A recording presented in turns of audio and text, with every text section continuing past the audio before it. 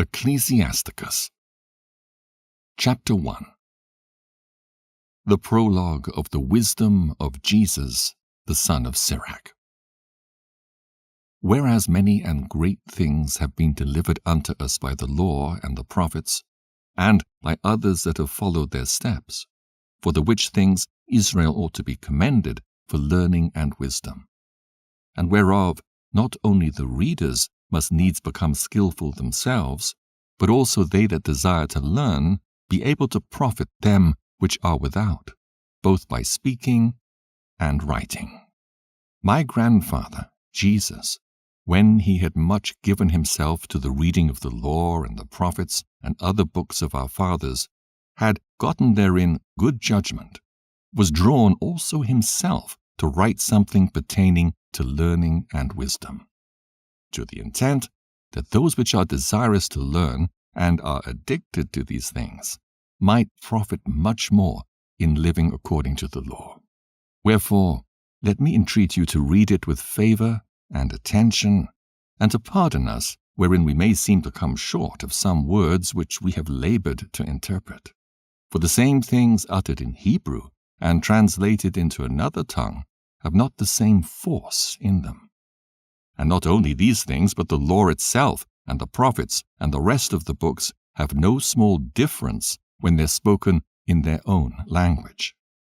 For in the 38th year coming into Egypt, when Euergetes was king and continuing there some time, I found a book of no small learning. Therefore I thought it most necessary for me to bestow some diligence and travail to interpret it, using great watchfulness and skill in that space, to bring the book to an end, and set it forth for them also which in a strange country are willing to learn, being prepared before in manners to live after the law. All wisdom cometh from the Lord, and is with him forever. Who can number the sand of the sea, and the drops of rain, and the days of eternity? Who can find out the height of heaven, and the breadth of the earth, and the deep, and wisdom? Wisdom hath been created before all things, and the understanding of prudence from everlasting. The word of God most high is the fountain of wisdom, and her ways are everlasting commandments. To whom hath the root of wisdom been revealed, or who hath known her wise counsels? Unto whom hath the knowledge of wisdom been made manifest, and who hath understood her great experience? There is one wise and greatly to be feared, the Lord sitting upon his throne. He created her, and saw her, and numbered her, and poured her out upon all his works. She is with all flesh according to his gift, and he hath given her to them that love him. The fear of the Lord is honor and glory and gladness and a crown of rejoicing. The fear of the Lord maketh a merry heart, and giveth joy and gladness and a long life. Whoso feareth the Lord, it shall go well with him at the last, and he shall find favor in the day of his death. To fear the Lord is the beginning of wisdom, and it was created with the faithful in the womb. She hath built an everlasting foundation with men, and she shall continue with their seed. To fear the Lord is fullness of wisdom, and filleth men with her fruits. She filleth all their house with things desirable, and the garners with her increase. The fear of the Lord is a crown of wisdom, making peace and perfect health to flourish, both which are the gifts of God. And it enlargeth their rejoicing that love him. Wisdom raineth down skill and knowledge of understanding, and exalteth them to honor that hold her fast. The root of wisdom is to fear the Lord, and the branches thereof are long life. The fear of the Lord driveth away sins, and where it is present, it turneth away wrath. A furious man cannot be justified, for the sway of his fury shall be his destruction. A patient man will tear for a time, and afterward joy shall spring up unto him. He will hide his words for a time, and the lips of many shall declare his wisdom. The parables of knowledge are in the treasures of wisdom, but godliness is an abomination to a sinner. If thou desire wisdom, keep the commandments, and the Lord shall give her unto thee. For the fear of the Lord is wisdom and instruction, and faith and meekness are his delight. Distrust not the fear of the Lord when thou art poor, and come not unto him with a double heart. Be not an hypocrite in the sight of men, and take good heed what thou speakest. Exalt not thyself, lest thou fall, and bring dishonor upon thy soul, and so God discover thy secrets, and cast thee down in the midst of the congregation, because thou camest not in truth to the fear of the Lord, but thy heart is full of deceit. Chapter 2. My son, if thou come to serve the Lord, prepare thy soul for temptation. Set thy heart aright, and constantly endure, and make not haste in time of trouble. Cleave unto him, and depart not away, that thou mayest be increased at thy last end. Whatsoever is brought upon thee, take cheerfully, and be patient when thou art changed to a low estate. For gold is tried in the fire, and acceptable men in the furnace of adversity. Believe in him, and he will help thee. Order thy way aright, and trust in him. Ye that fear the Lord, wait for his mercy, and go not aside, lest ye fall. Ye that fear the Lord, believe him, and your reward shall not fail. Ye that fear the Lord, hope for good, and for everlasting joy and mercy. Look at the generations of old and see. Did ever any trust in the Lord and was confounded? Or did any abide in his fear and was forsaken? Or whom did he ever despise that called upon him? For the Lord is full of compassion and mercy, long-suffering, and very pitiful, and forgiveth sins, and saveth in time of affliction. Woe be to fearful hearts, and faint hands, and the sinner that goeth 2 ways.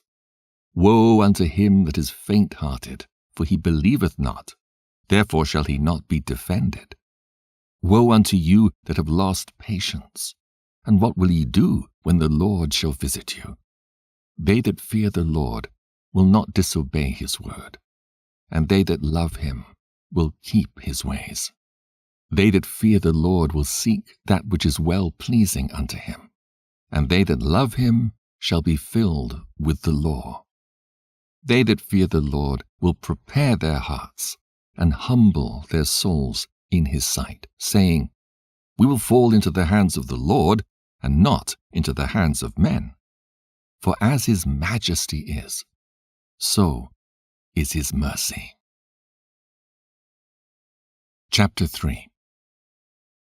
Hear me, your father, O children, and do thereafter, that ye may be safe. For the Lord hath given the father honor over the children, and he hath confirmed the authority of the mother over the sons. Whoso honoureth his father maketh an atonement for his sins, and he that honoureth his mother is one that layeth up treasure. Whoso honoureth his father shall have joy of his own children, and when he maketh his prayer, he shall be heard.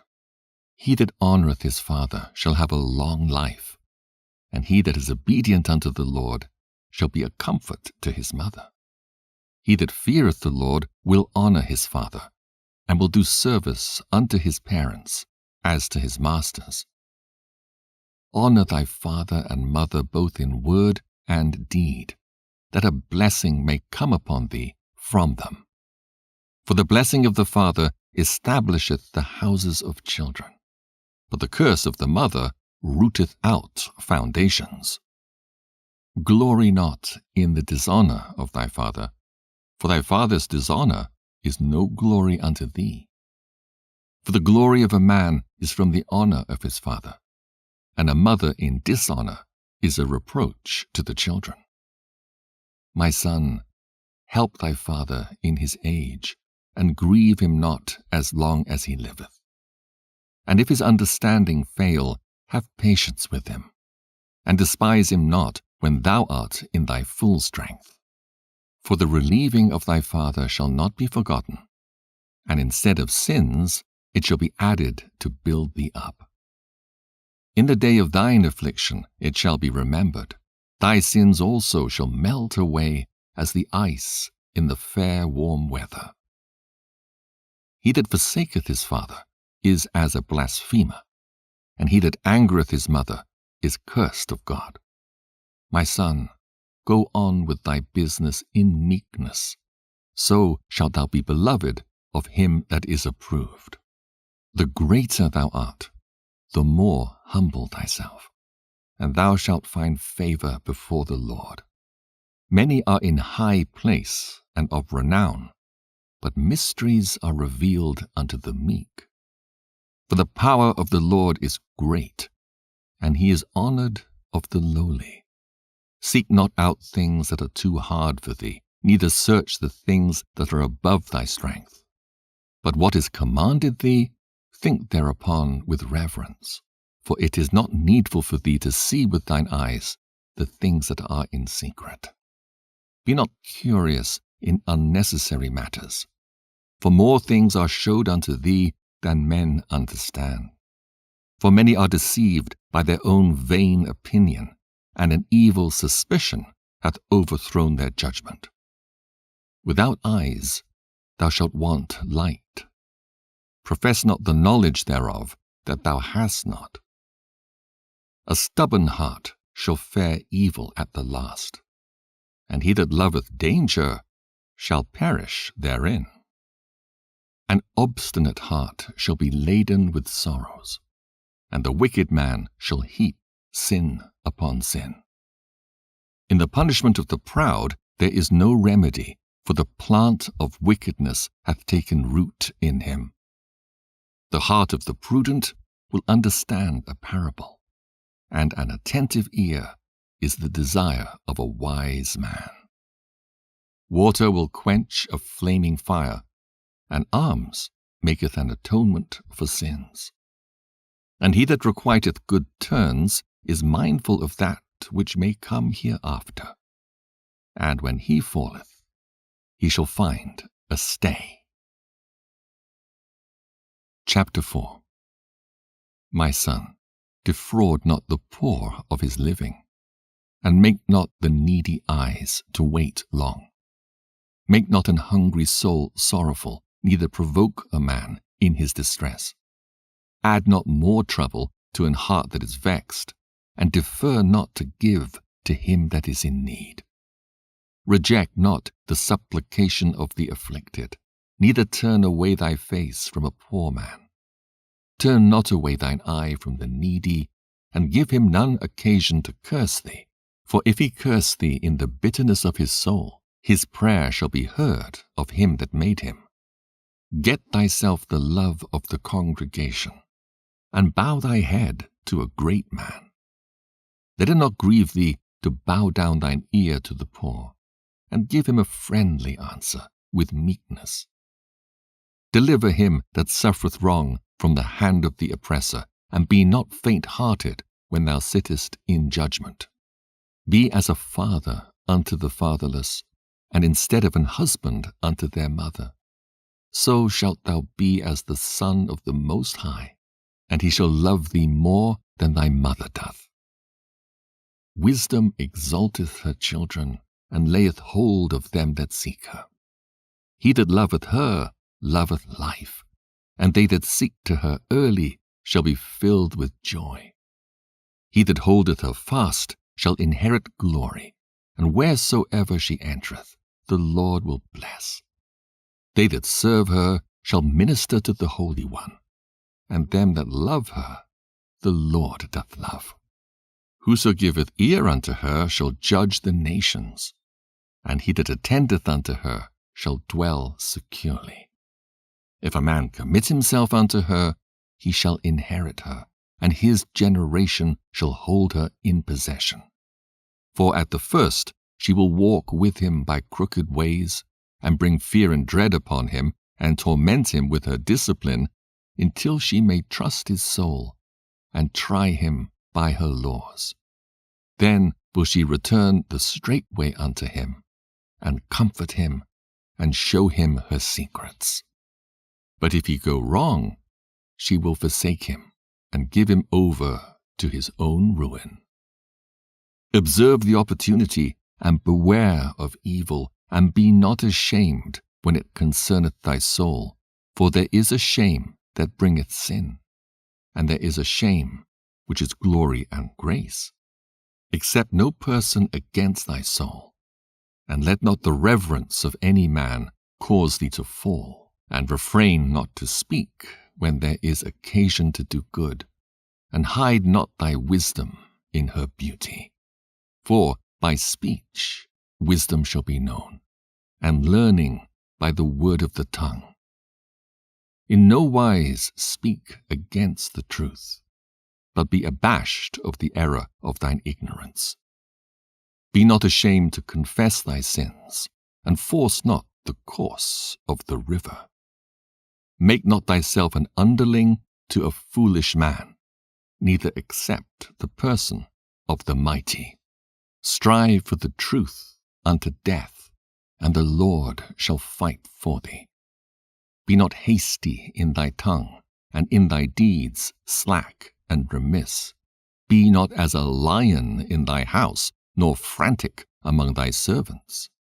Let not thine hand be stretched out to receive, and shut when thou shouldest repay. Chapter 5. Set not thy heart upon thy goods, and say not, I have enough for my life. Follow not thine own mind and thy strength to walk in the ways of thy heart, and say not, who shall control me for my works? For the Lord will surely revenge thy pride. Say not, I have sinned, and what harm hath happened unto me? For the Lord is long-suffering, he will in no wise let thee go. Concerning propitiation, be not without fear to add sin unto sin. And say not his mercy is great, he will be pacified for the multitude of my sins, for mercy and wrath come from him, and his indignation resteth upon sinners. Make no tarrying to turn to the Lord, and put not off from day to day, for suddenly shall the wrath of the Lord come forth, and in thy security thou shalt be destroyed, and perish in the day of vengeance. Set not thine heart upon goods unjustly gotten, for they shall not profit thee in the day of calamity. Winnow not with every wind, and go not into every way, for so doth the sinner that hath a double tongue. Be steadfast in thy understanding, and let thy word be the same. Be swift to hear, and let thy life be sincere, and with patience give answer. If thou hast understanding, answer thy neighbor. If not, lay thy hand upon thy mouth. Honor and shame is in talk, and the tongue of man is his fall. Be not called a whisperer, and lie not in wait with thy tongue. For a foul shame is upon the thief, and an evil condemnation upon the double tongue. Be not ignorant of anything in a great matter or a small. Chapter 6. Instead of a friend, become not an enemy, for thereby thou shalt inherit an ill name, shame, and reproach. Even so shall a sinner that hath a double tongue. Extol not thyself in the counsel of thine own heart, that thy soul be not torn in pieces as a bull straying alone. Thou shalt eat up thy leaves and lose thy fruit, and leave thyself as a dry tree. A wicked soul shall destroy him that hath it, and shall make him to be laughed to scorn of his enemies. Sweet language will multiply friends, and a fair-speaking tongue will increase kind greetings. Be in peace with many, nevertheless have but one counselor of 1,000. If thou wouldest get a friend, prove him first, and be not hasty to credit him. For some man is a friend for his own occasion, and will not abide in the day of thy trouble. And there is a friend who, being turned to enmity and strife, will discover thy reproach. Again, some friend is a companion at the table, and will not continue in the day of thy affliction. But in thy prosperity he will be as thyself, and will be bold over thy servants. If thou be brought low, he will be against thee, and will hide himself from thy face. Separate thyself from thine enemies, and take heed of thy friends. A faithful friend is a strong defense, and he that hath found such an one hath found a treasure. Nothing can countervail a faithful friend, and his excellency is invaluable. A faithful friend is the medicine of life, and they that fear the Lord shall find him. Whoso feareth the Lord shall direct his friendship aright, for as he is, so shall his neighbor be also. My son, gather instruction from thy youth up, so shalt thou find wisdom till thine old age. Come unto her as one that ploweth and soweth, and wait for her good fruits. For thou shalt not toil much in laboring about her, but thou shalt eat of her fruits right soon. She is very unpleasant to the unlearned. He that is without understanding will not remain with her. She will lie upon him as a mighty stone of trial, and he will cast her from him ere it be long. For wisdom is according to her name, and she is not manifest unto many. Give ear, my son, receive my advice, and refuse not my counsel, and put thy feet into her fetters, and thy neck into her chain. Bow down thy shoulder, and bear her, and be not grieved with her bonds. Come unto her with thy whole heart, and keep her ways with all thy power. Search and seek, and she shall be made known unto thee. And when thou hast got hold of her, let her not go. For at the last thou shalt find her rest, and that shall be turned to thy joy. Then shall her fetters be a strong defense for thee, and her chains a robe of glory. For there is a golden ornament upon her, and her bands are purple lace. Thou shalt put her on as a robe of honor, and shalt put her about thee as a crown of joy. My son, if thou wilt, thou shalt be taught, and if thou wilt apply thy mind, thou shalt be prudent. If thou love to hear, thou shalt receive understanding, and if thou bow thine ear, thou shalt be wise. Stand in the multitude of the elders, and cleave unto him that is wise.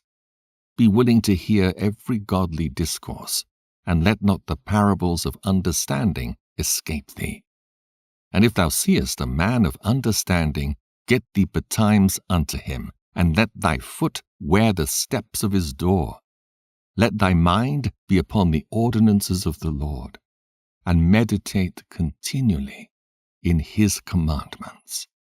He shall establish thine heart, and give thee wisdom at thine own desire. Chapter 7. Do no evil, so shall no harm come unto thee. Depart from the unjust, and iniquity shall turn away from thee. My son, sow not upon the furrows of unrighteousness, and thou shalt not reap them sevenfold. Seek not of the Lord preeminence, neither of the king the seat of honor. Justify not thyself before the Lord, and boast not of thy wisdom before the king. Seek not to be judge, being not able to take away iniquity, lest at any time thou fear the person of the mighty, a stumbling block in the way of thy uprightness.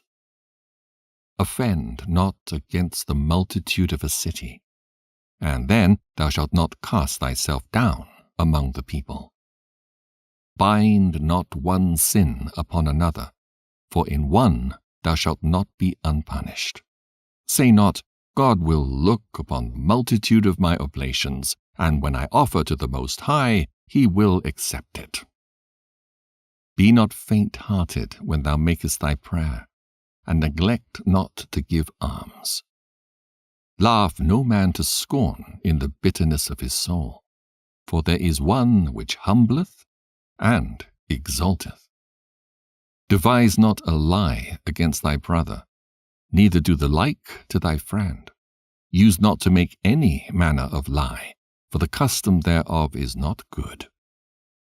Use not many words in a multitude of elders, and make not much babbling when thou prayest. Hate not laborious work, neither husbandry, which the Most High hath ordained. Number not thyself among the multitude of sinners, but remember that wrath will not tarry long. Humble thyself greatly, for the vengeance of the ungodly is fire and worms. Change not a friend for any good by no means, neither a faithful brother for the gold of Ophir. Forego not a wise and good woman, for her grace is above gold. Whereas thy servant worketh truly, entreat him not evil, nor the hireling that bestoweth himself wholly for thee. Let thy soul love a good servant, and defraud him not of liberty. Hast thou cattle? Have an eye to them, and if they be for thy profit, keep them with thee. Hast thou children? Instruct them, and bow down their neck from their youth. Hast thou daughters? Have a care of their body, and show not thyself cheerful toward them. Marry thy daughter, and so shalt thou have performed a weighty matter. But give her to a man of understanding. Hast thou a wife after thy mind? Forsake her not, but give not thyself over to a light woman. Honor thy father with thy whole heart, and forget not the sorrows of thy mother. Remember that thou wast begotten of them, and how canst thou recompense them the things that they have done for thee? Fear the Lord with all thy soul, and reverence his priests. Love him that made thee with all thy strength, and forsake not his ministers. Fear the Lord, and honor the priests, and give him his portion, as it is commanded thee, the firstfruits, and the trespass offering, and the gift of the shoulders, and the sacrifice of sanctification, and the firstfruits of the holy things. And stretch thine hand unto the poor, that thy blessing may be perfected. A gift hath grace in the sight of every man living, and for the dead detain it not. Fail not to be with them that weep, and mourn with them that mourn. Be not slow to visit the sick, for that shall make thee to be beloved. Whatsoever thou takest in hand, remember the end, and thou shalt never do amiss. Chapter 8. Strive not with a mighty man, lest thou fall into his hands. Be not at variance with a rich man, lest he overweigh thee. For gold hath destroyed many, and perverted the hearts of kings. Strive not with a man that is full of tongue, and heap not wood upon his fire. Jest not with a rude man, lest thy ancestors be disgraced. Reproach not a man that turneth from sin, but remember we are all worthy of punishment. Dishonor not a man in his old age, for even some of us wax old. Rejoice not over thy greatest enemy being dead, But remember that we die all. Despise not the discourse of the wise, but acquaint thyself with their proverbs. For of them thou shalt learn instruction, and how to serve great men with ease. Miss not the discourse of the elders, for they also learned of their fathers, and of them thou shalt learn understanding, and to give answer as need requireth. Kindle not the coals of a sinner, lest thou be burnt with the flame of his fire. Rise not up in anger at the presence of an injurious person, lest he lie in wait to entrap thee in thy words. Lend not unto him that is mightier than thyself, for if thou lendest him, count it but lost. Be not surety above thy power, for if thou be surety, take care to pay it. Go not to law with a judge, for they will judge for him according to his honor. Travel not by the way with a bold fellow, lest he become grievous unto thee, for he will do according to his own will, and thou shalt perish with him through his folly. Strive not with an angry man, and go not with him into a solitary place, for blood is as nothing in his sight, and where there is no help, he will overthrow thee. Consult not with a fool, for he cannot keep counsel. Do no secret thing before a stranger, for thou knowest not what he will bring forth. Open not thine heart to every man, lest he requite thee with a shrewd turn. Chapter 9. Be not jealous over the wife of thy bosom, and teach her not an evil lesson against thyself. Give not thy soul unto a woman to set her foot upon thy substance. Meet not with an harlot, lest thou fall into her snares. Use not much the company of a woman that is a singer, lest thou be taken with her attempts. Gaze not on a maid, that thou fall not by those things that are precious in her. Give not thy soul unto harlots, that thou lose not thine inheritance. Look not round about thee in the streets of the city, neither wander thou in the solitary place thereof. Turn away thine eye from a beautiful woman, and look not upon another's beauty. For many have been deceived by the beauty of a woman, for herewith love is kindled as a fire. Sit not at all with another man's wife, nor sit down with her in thine arms, and spend not thy money with her at the wine, lest thine heart incline unto her, and so through thy desire thou fall into destruction. Forsake not an old friend, for the new is not comparable to him. A new friend is as new wine. When it is old, thou shalt drink it with pleasure. Envy not the glory of a sinner, for thou knowest not what shall be his end. Delight not the thing that the ungodly have pleasure in, but remember, they shall not go unpunished unto their grave. Keep thee far from the man that hath power to kill, so shalt thou not doubt the fear of death. And if thou come unto him, make no fault, lest he take away thy life presently. Remember that thou goest in the midst of snares, and that thou walkest upon the battlements of the city. As near as thou canst, guess at thy neighbor, and consult with the wise. Let thy talk be with the wise, and all thy communication in the law of the Most High. And let just men eat and drink with thee, and let thy glorying be in the fear of the Lord. For the hand of the artificer the work shall be commended, and the wise ruler of the people for his speech. A man of an ill tongue is dangerous in his city, and he that is rash in his talk shall be hated. Chapter 10. A wise judge will instruct his people, and the government of a prudent man is well ordered. As the judge of the people is himself, so are his officers. And what manner of man the ruler of the city is, such are all they that dwell therein.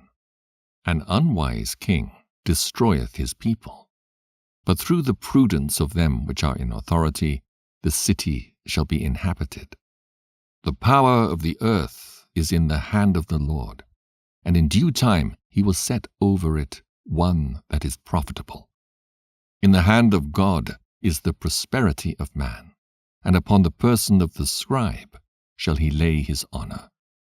Bear not hatred to thy neighbor for every wrong, and do nothing at all by injurious practices.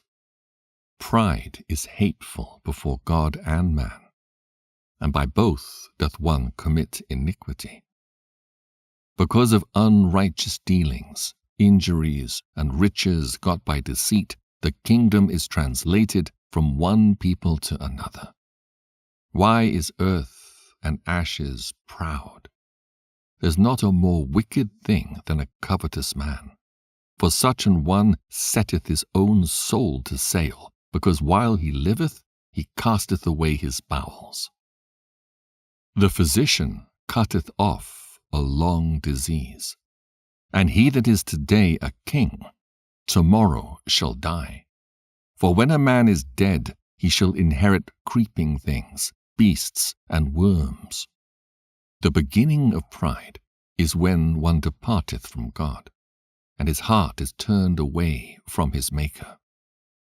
For pride is the beginning of sin, and he that hath it shall pour out abomination. And therefore the Lord brought upon them strange calamities, and overthrew them utterly. The Lord hath cast down the thrones of proud princes, and set up the meek in their stead. The Lord hath plucked up the roots of the proud nations, and planted the lowly in their place. The Lord overthrew countries of the heathen, and destroyed them to the foundations of the earth. He took some of them away, and destroyed them, and hath made their memorial to cease from the earth. Pride was not made for men, nor furious anger for them that are born of a woman.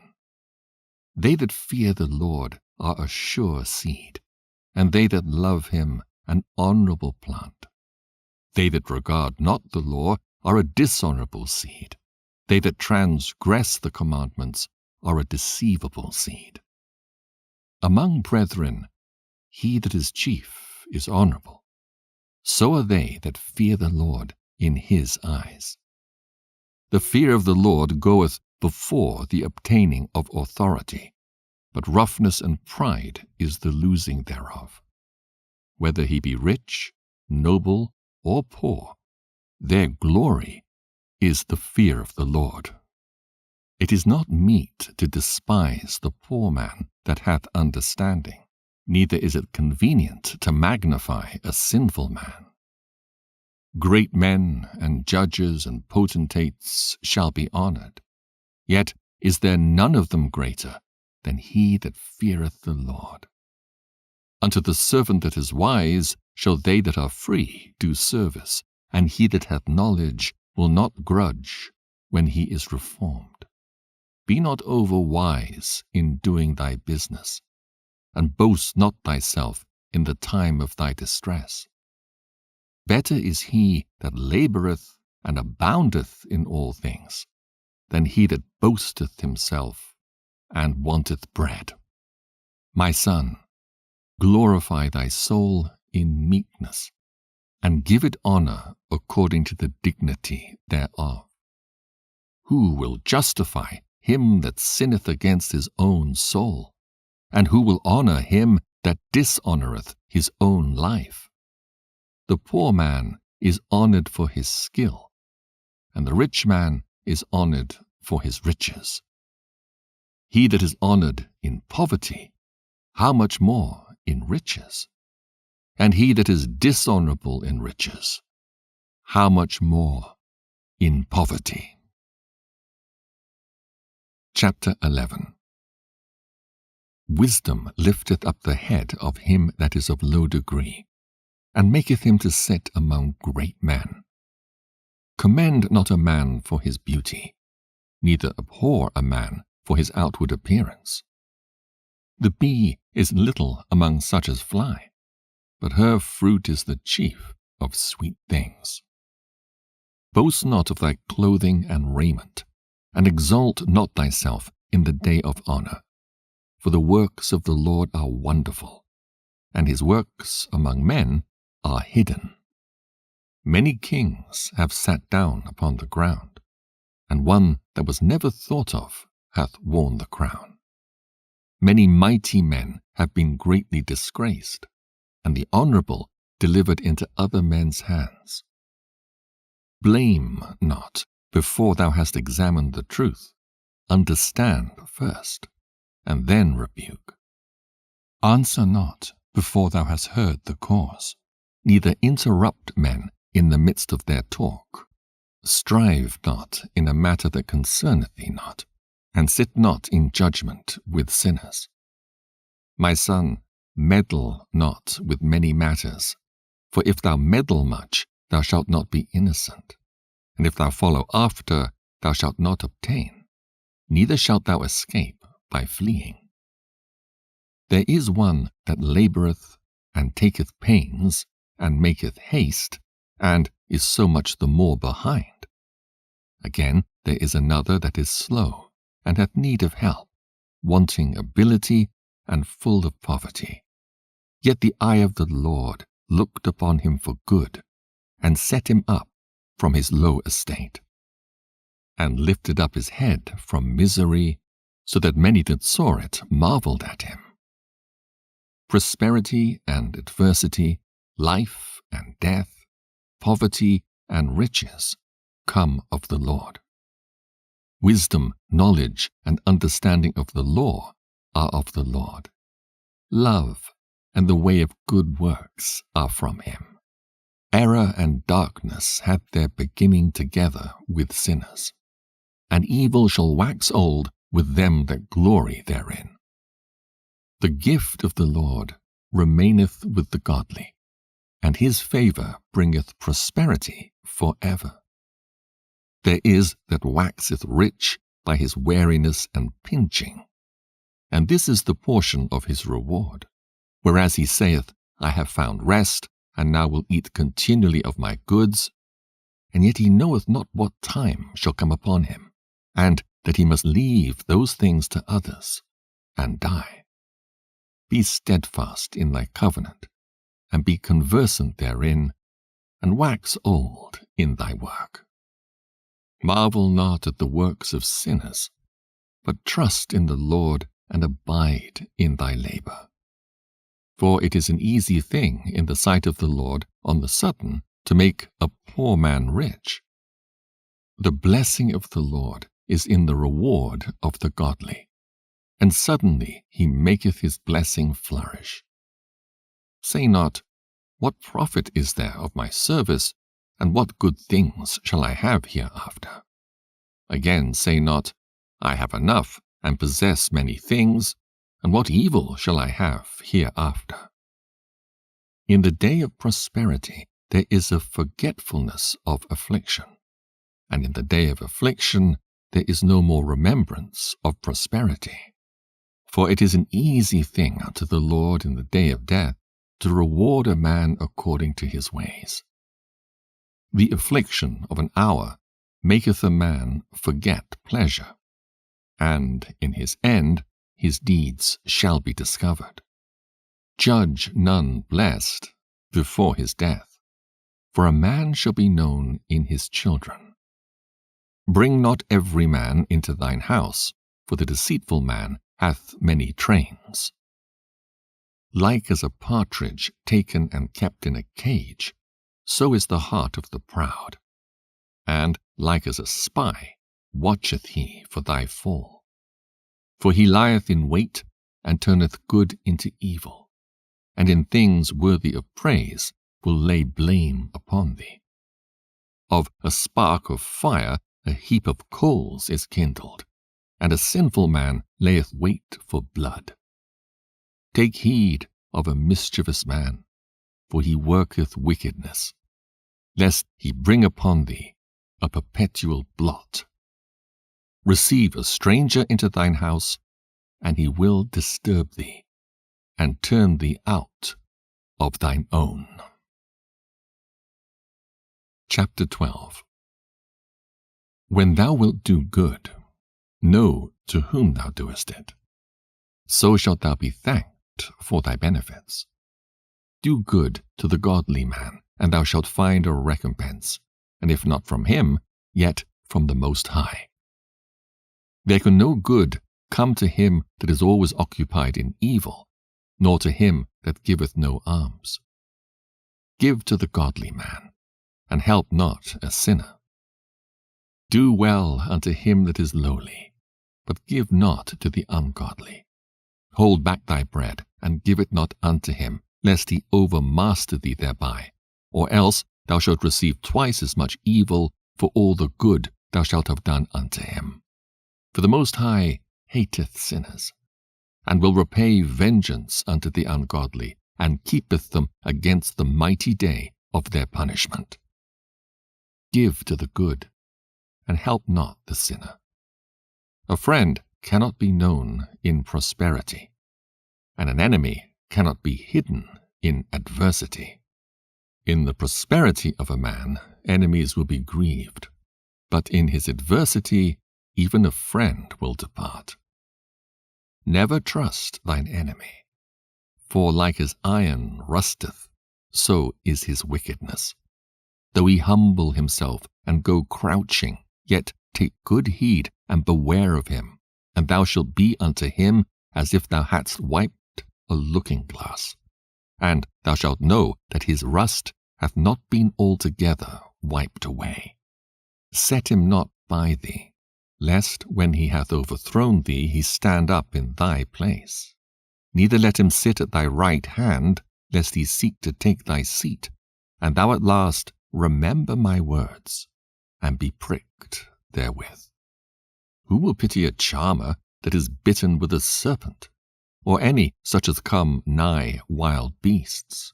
So one that goeth to a sinner, and is defiled with him in his sins, who will pity? For a while he will abide with thee, but if thou begin to fall, he will not tarry. An enemy speaketh sweetly with his lips, but in his heart he imagineth how to throw thee into a pit. He will weep with his eyes, but if he find opportunity, he will not be satisfied with blood. If adversity come upon thee, thou shalt find him there first, and though he pretend to help thee, yet shall he undermine thee. He will shake his head and clap his hands and whisper much, and change his countenance. Chapter 13. He that toucheth pitch shall be defiled therewith, and he that hath fellowship with a proud man shall be like unto him. Burden not thyself above thy power while thou livest, and have no fellowship with one that is mightier and richer than thyself. For how agree the kettle and the earthen pot together? For if the one be smitten against the other, it shall be broken. The rich man hath done wrong, and yet he threateneth withal. The poor is wronged, and he must entreat also. If thou be for his profit, he will use thee. But if thou have nothing, he will forsake thee. If thou have anything, he will live with thee, yea, he will make thee bear, and will not be sorry for it. If he have need of thee, he will deceive thee, and smile upon thee, and put thee in hope. He will speak thee fair, and say, What wantest thou? And he will shame thee by his meats, until he have drawn thee dry twice or thrice, and at the last he will laugh thee to scorn afterward. When he seeth thee, he will forsake thee, and shake his head at thee. Beware that thou be not deceived, and brought down in thy jollity. If thou be invited of a mighty man, withdraw thyself, and so much the more will he invite thee. Press thou not upon him, lest thou be put back. Stand not far off, lest thou be forgotten. Affect not to be made equal unto him in talk, and believe not his many words. For with much communication will he tempt thee, and smiling upon thee will get out thy secrets. But cruelly he will lay up thy words, and will not spare to do thee hurt, and to put thee in prison. Observe, and take good heed, for thou walkest in peril of thy overthrowing. When thou hearest these things, awake in thy sleep. Love the Lord all thy life, and call upon him for thy salvation. Every beast loveth his like, and every man loveth his neighbor. All flesh consorteth according to kind, and a man will cleave to his like. What fellowship hath the wolf with the lamb? So the sinner with the godly. What agreement is there between the hyena and a dog? And what peace between the rich and the poor? As the wild ass is the lion's prey in the wilderness, so the rich eat up the poor. As the proud hate humility, so doth the rich abhor the poor. A rich man beginning to fall is held up of his friends, but a poor man being down is thrust away by his friends. When a rich man is fallen, he hath many helpers. He speaketh things not to be spoken, and yet men justify him. The poor man slipped, and yet they rebuked him too. He spake wisely, and could have no place. When a rich man speaketh, every man holdeth his tongue, and look, what he saith, they extol it to the clouds.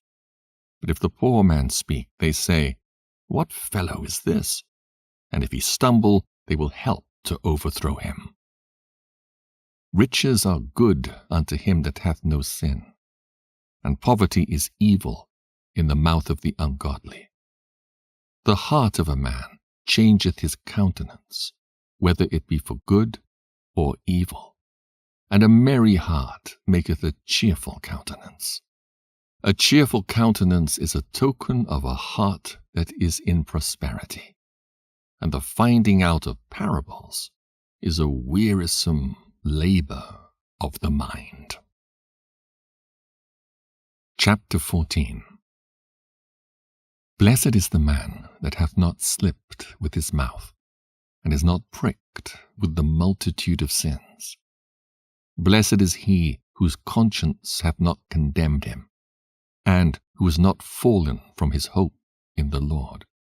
Riches are not comely for a niggard, and what should an envious man do with money? He that gathereth by defrauding his own soul gathereth for others that shall spend his goods riotously. He that is evil to himself, to whom will he be good? He shall not take pleasure in his goods. There is none worse than he that envieth himself, and this is a recompense of his wickedness. And if he doeth good, he doeth it unwillingly, and at the last he will declare his wickedness.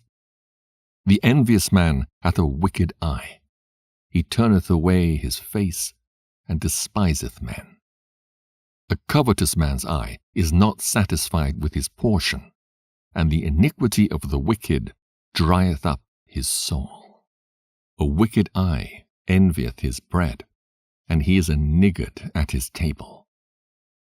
My son, according to thy ability, do good to thyself, and give the Lord his due offering. Remember that death will not be long in coming, and that the covenant of the grave is not showed unto thee. Do good unto thy friend before thou die, and according to thy ability stretch out thy hand and give to him. Defraud not thyself of the good day, and let not the part of a good desire overpass thee. Shalt thou not leave thy travails unto another, and thy labors be divided by lot? Give and take, and sanctify thy soul, for there is no seeking of dainties in the grave. All flesh waxeth old as a garment, for the covenant from the beginning is, Thou shalt die the death. As of the green leaves on a thick tree, some fall and some grow. So is the generation of flesh and blood. One cometh to an end, and another is born. Every work rotteth and consumeth away, and the worker thereof shall go withal. Blessed is the man that doth meditate good things in wisdom, and that reasoneth of holy things by his understanding. He that considereth her ways in his heart shall also have understanding in her secrets. Go after her as one that traceth, and lie in wait in her ways. He that prieth in at her windows shall also hearken at her doors. He that doth lodge near her house shall also fasten a pin in her walls. He shall pitch his tent nigh unto her, and shall lodge in a lodging where good things are. He shall set his children under her shelter, and shall lodge under her branches. By her he shall be covered from heat, and in her glory shall he dwell. Chapter 15. He that feareth the Lord will do good, and he that hath the knowledge of the law shall obtain her. And as a mother shall she meet him, and receive him as a wife married of a virgin. With the bread of understanding shall she feed him, and give him the water of wisdom to drink. He shall be stayed upon her, and shall not be moved, and shall rely upon her, and shall not be confounded. She shall exalt him above his neighbors, and in the midst of the congregation shall she open his mouth. He shall find joy and a crown of gladness, and she shall cause him to inherit an everlasting name. But foolish men shall not attain unto her, and sinners shall not see her. For she is far from pride, and men that are liars cannot remember her. Praise is not seemly in the mouth of a sinner, for it was not sent him of the Lord. For praise shall be uttered in wisdom, and the Lord will prosper it. Say not thou, it is through the Lord that I fell away, for thou oughtest not to do the things that he hateth. Say not thou, he hath caused me to err, for he hath no need of the sinful man. The Lord hateth all abomination, and they that fear God love it not.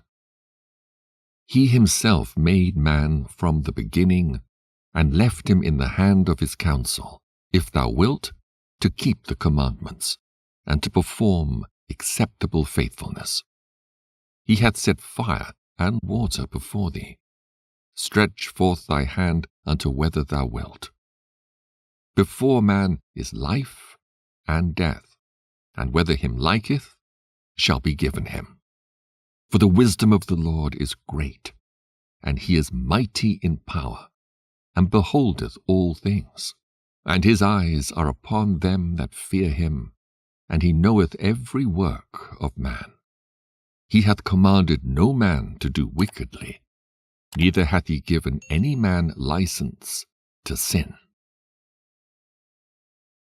Chapter 16. Desire not a multitude of unprofitable children, neither delight in ungodly sons. Though they multiply, rejoice not in them, except the fear of the Lord be with them. Trust not thou in their life, neither respect their multitude. For one that is just is better than 1,000, and better it is to die without children than to have them that are ungodly. For by one that hath understanding shall the city be replenished, but the kindred of the wicked shall speedily become desolate. Many such things have I seen with mine eyes, and mine ear hath heard greater things than these. In the congregation of the ungodly shall a fire be kindled, and in a rebellious nation wrath is set on fire. He was not pacified toward the old giants, who fell away in the strength of their foolishness. Neither spared he the place where Lot sojourned, but abhorred them for their pride. He pitied not the people of perdition, who were taken away in their sins, nor the 600,000 footmen who were gathered together in the hardness of their hearts. And if there be one stiff-necked among the people, it is a marvel if he escape unpunished. For mercy and wrath are with him. He is mighty to forgive and to pour out displeasure. As his mercy is great, so is his correction also. He judgeth a man according to his works. The sinner shall not escape with his spoils, and the patience of the godly shall not be frustrate. Make way for every work of mercy, for every man shall find according to his works. The Lord hardened Pharaoh that he should not know him, that his powerful works might be known to the world. His mercy is manifest to every creature, and he hath separated his light from the darkness with an adamant. Say not thou, I will hide myself from the Lord. Shall any remember me from above? I shall not be remembered among so many people. For what is my soul among such an infinite number of creatures? Behold, the heaven and the heaven of heavens, the deep and the earth and all that therein is, shall be moved when he shall visit. The mountains also and the foundations of the earth shall be shaken with trembling when the Lord looketh upon them. No heart can think upon these things worthily, and who is able to conceive his ways? It is a tempest which no man can see, for the most part of his works are hid.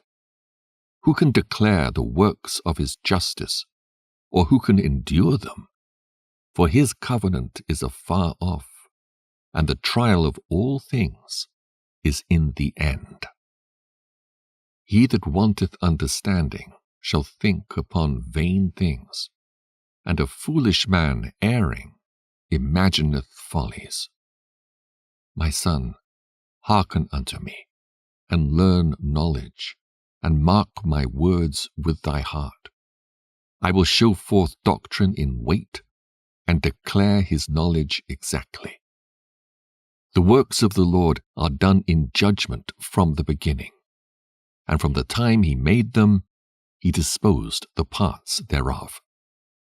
He garnished his works for ever, and in his hand are the chief of them unto all generations. They neither labor, nor are weary, nor cease from their works. None of them hindereth another, and they shall never disobey his word. After this the Lord looked upon the earth, and filled it with his blessings.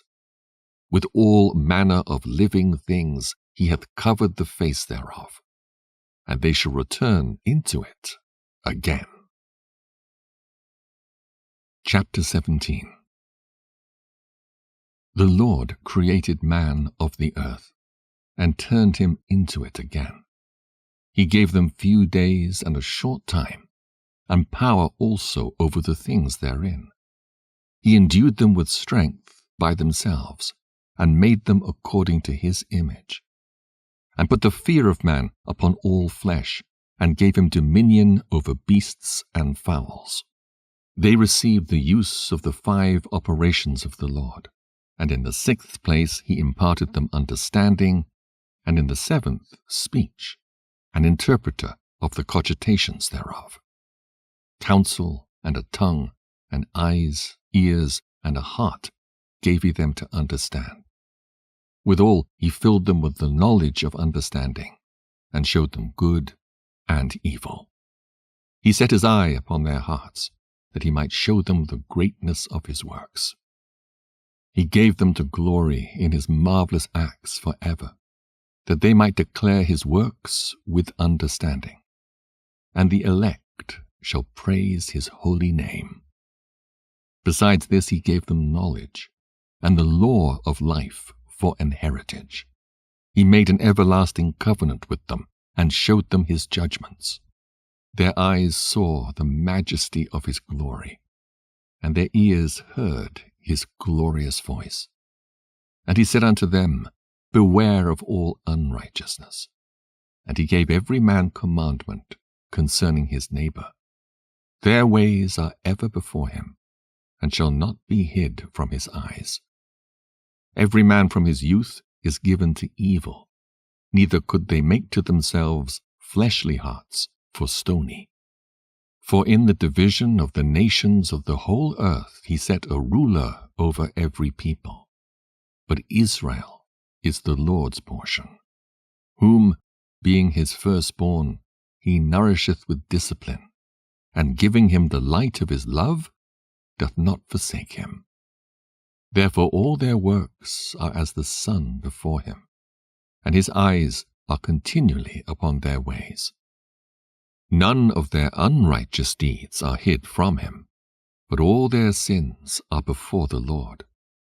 But the Lord, being gracious and knowing his workmanship, neither left nor forsook them, but spared them. The alms of a man is as a signet with him, and he will keep the good deeds of man as the apple of the eye, and give repentance to his sons and daughters. Afterwards he will rise up and reward them, and render their recompense upon their heads. But unto them that repent, he granted them return, and comforted those that failed in patience. Return unto the Lord, and forsake thy sins. Make thy prayer before his face, and offend less. Turn again to the Most High, and turn away from iniquity. For he shall lead thee out of darkness into the light of health. And hate thou abomination vehemently. Who shall praise the Most High in the grave, instead of them which live and give thanks? Thanksgiving perisheth from the dead, as from one that is not. The living and sound in heart shall praise the Lord. How great is the loving kindness of the Lord our God, and his compassion unto such as turn unto him in holiness. For all things cannot be in men, because the Son of Man is not immortal. What is brighter than the sun? Yet the light thereof faileth, and flesh and blood will imagine evil. He vieweth the power of the height of heaven, and all men are but earth and ashes. Chapter 18. He that liveth for ever hath created all things in general. The Lord only is righteous, and there is none other but he, who governeth the world with the palm of his hand, and all things obey his will. For he is the King of all, by his power dividing holy things among them from profane. To whom hath he given power to declare his works? And who shall find out his noble acts? Who shall number the strength of his majesty? And who shall also tell out his mercies? As for the wondrous works of the Lord, there may nothing be taken from them, neither may anything be put unto them, neither can the ground of them be found out. When a man hath done, then he beginneth, and when he leaveth off, then he shall be doubtful. What is man, and whereto serveth he? What is his good, and what is his evil? The number of a man's days at the most are 100 years. As a drop of water unto the sea, and a gravel stone in comparison of the sand, so are 1,000 years to the days of eternity. Therefore is God patient with them, and poureth forth his mercy upon them. He saw and perceived their end to be evil. Therefore he multiplied his compassion. The mercy of a man is toward his neighbor, but the mercy of the Lord is upon all flesh. He reproveth and nurtureth and teacheth and bringeth again, as a shepherd his flock. He hath mercy on them that receive discipline, and that diligently seek after his judgments. My son, blemish not thy good deeds, neither use uncomfortable words when thou givest anything. Shall not the dew assuage the heat? So is a word better than a gift. Lo, is not a word better than a gift? But both are with a gracious man. A fool will upbraid churlishly, and a gift of the envious consumeth the eyes. Learn before thou speak, and use physic, or ever thou be sick. Before judgment examine thyself, and in the day of visitation thou shalt find mercy. Humble thyself before thou be sick, and in the time of sins show repentance. Let nothing hinder thee to pay thy vow in due time, and defer not until death to be justified. Before thou prayest, prepare thyself, and be not as one that tempteth the Lord. Think upon the wrath that shall be at the end, and the time of vengeance, when he shall turn away his face. When thou hast enough, remember the time of hunger, and when thou art rich, think upon poverty and need. From the morning until the evening the time is changed, and all things are soon done before the Lord. A wise man will fear in everything, and in the day of sinning he will beware of offense. But a fool will not observe time. Every man of understanding knoweth wisdom, and will give praise unto him that found her. They that were of understanding in sayings became also wise themselves, and poured forth exquisite parables. Go not after thy lusts, but refrain thyself from thine appetites. If thou givest thy soul the desires that please her, she will make thee a laughing stock to thine enemies that malign thee. Take not pleasure in much good cheer, neither be tied to the expense thereof. Be not made a beggar by banqueting upon borrowing when thou hast nothing in thy purse. For thou shalt lie in wait for thine own life, and be talked on. Chapter 19. A labouring man that is given to drunkenness shall not be rich, and he that contemneth small things shall fall by little and little. Wine and women will make men of understanding to fall away, and he that cleaveth to harlots will become impudent. Moths and worms shall have him to heritage, and a bold man shall be taken away. He that is hasty to give credit is light-minded, and he that sinneth shall offend against his own soul. Whoso taketh pleasure in wickedness shall be condemned, but he that resisteth pleasures crowneth his life. He that can rule his tongue shall live without strife, and he that hateth babbling shall have less evil. Rehearse not unto another that which is told unto thee, and thou shalt fare never the worse. Whether it be to friend or foe, talk not of other men's lives, and if thou canst without offence, reveal them not. For he heard and observed thee, and when time cometh he will hate thee. If thou hast heard a word, let it die with thee, and be bold, it will not burst thee. A fool travaileth with a word as a woman in labour of a child. As an arrow that sticketh in a man's thigh, so is a word within a fool's belly. Admonish a friend, it may be he hath not done it, and if he have done it, that he do it no more. Admonish thy friend, it may be he hath not said it, and if he have, that he speak it not again. Admonish a friend, for many times it is a slander, and believe not every tale. There is one that slippeth in his speech, but not from his heart. And who is he that hath not offended with his tongue? Admonish thy neighbour before thou threaten him, and not being angry, give place to the law of the Most High. The fear of the Lord is the first step to be accepted of him, and wisdom obtaineth his love. The knowledge of the commandments of the Lord is the doctrine of life, and they that do things that please him shall receive the fruit of the tree of immortality. The fear of the Lord is all wisdom, and in all wisdom is the performance of the law, and the knowledge of his omnipotency. If a servant say to his master, I will not do as it pleaseth thee, though afterward he do it, he angereth him that nourisheth him.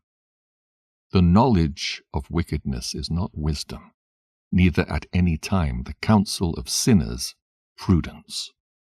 There is a wickedness, and the same an abomination, and there is a fool wanting in wisdom.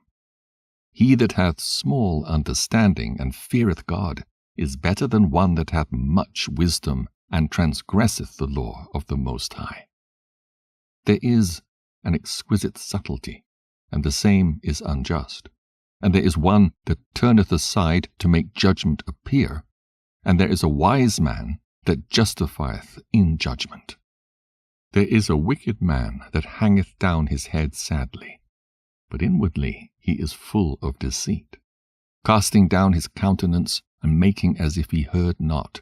Where he is not known, he will do thee a mischief before thou be aware. And if for want of power he be hindered from sinning, yet when he findeth opportunity, he will do evil. A man may be known by his look, and one that hath understanding by his countenance when thou meetest him. A man's attire, and excessive laughter and gait show what he is.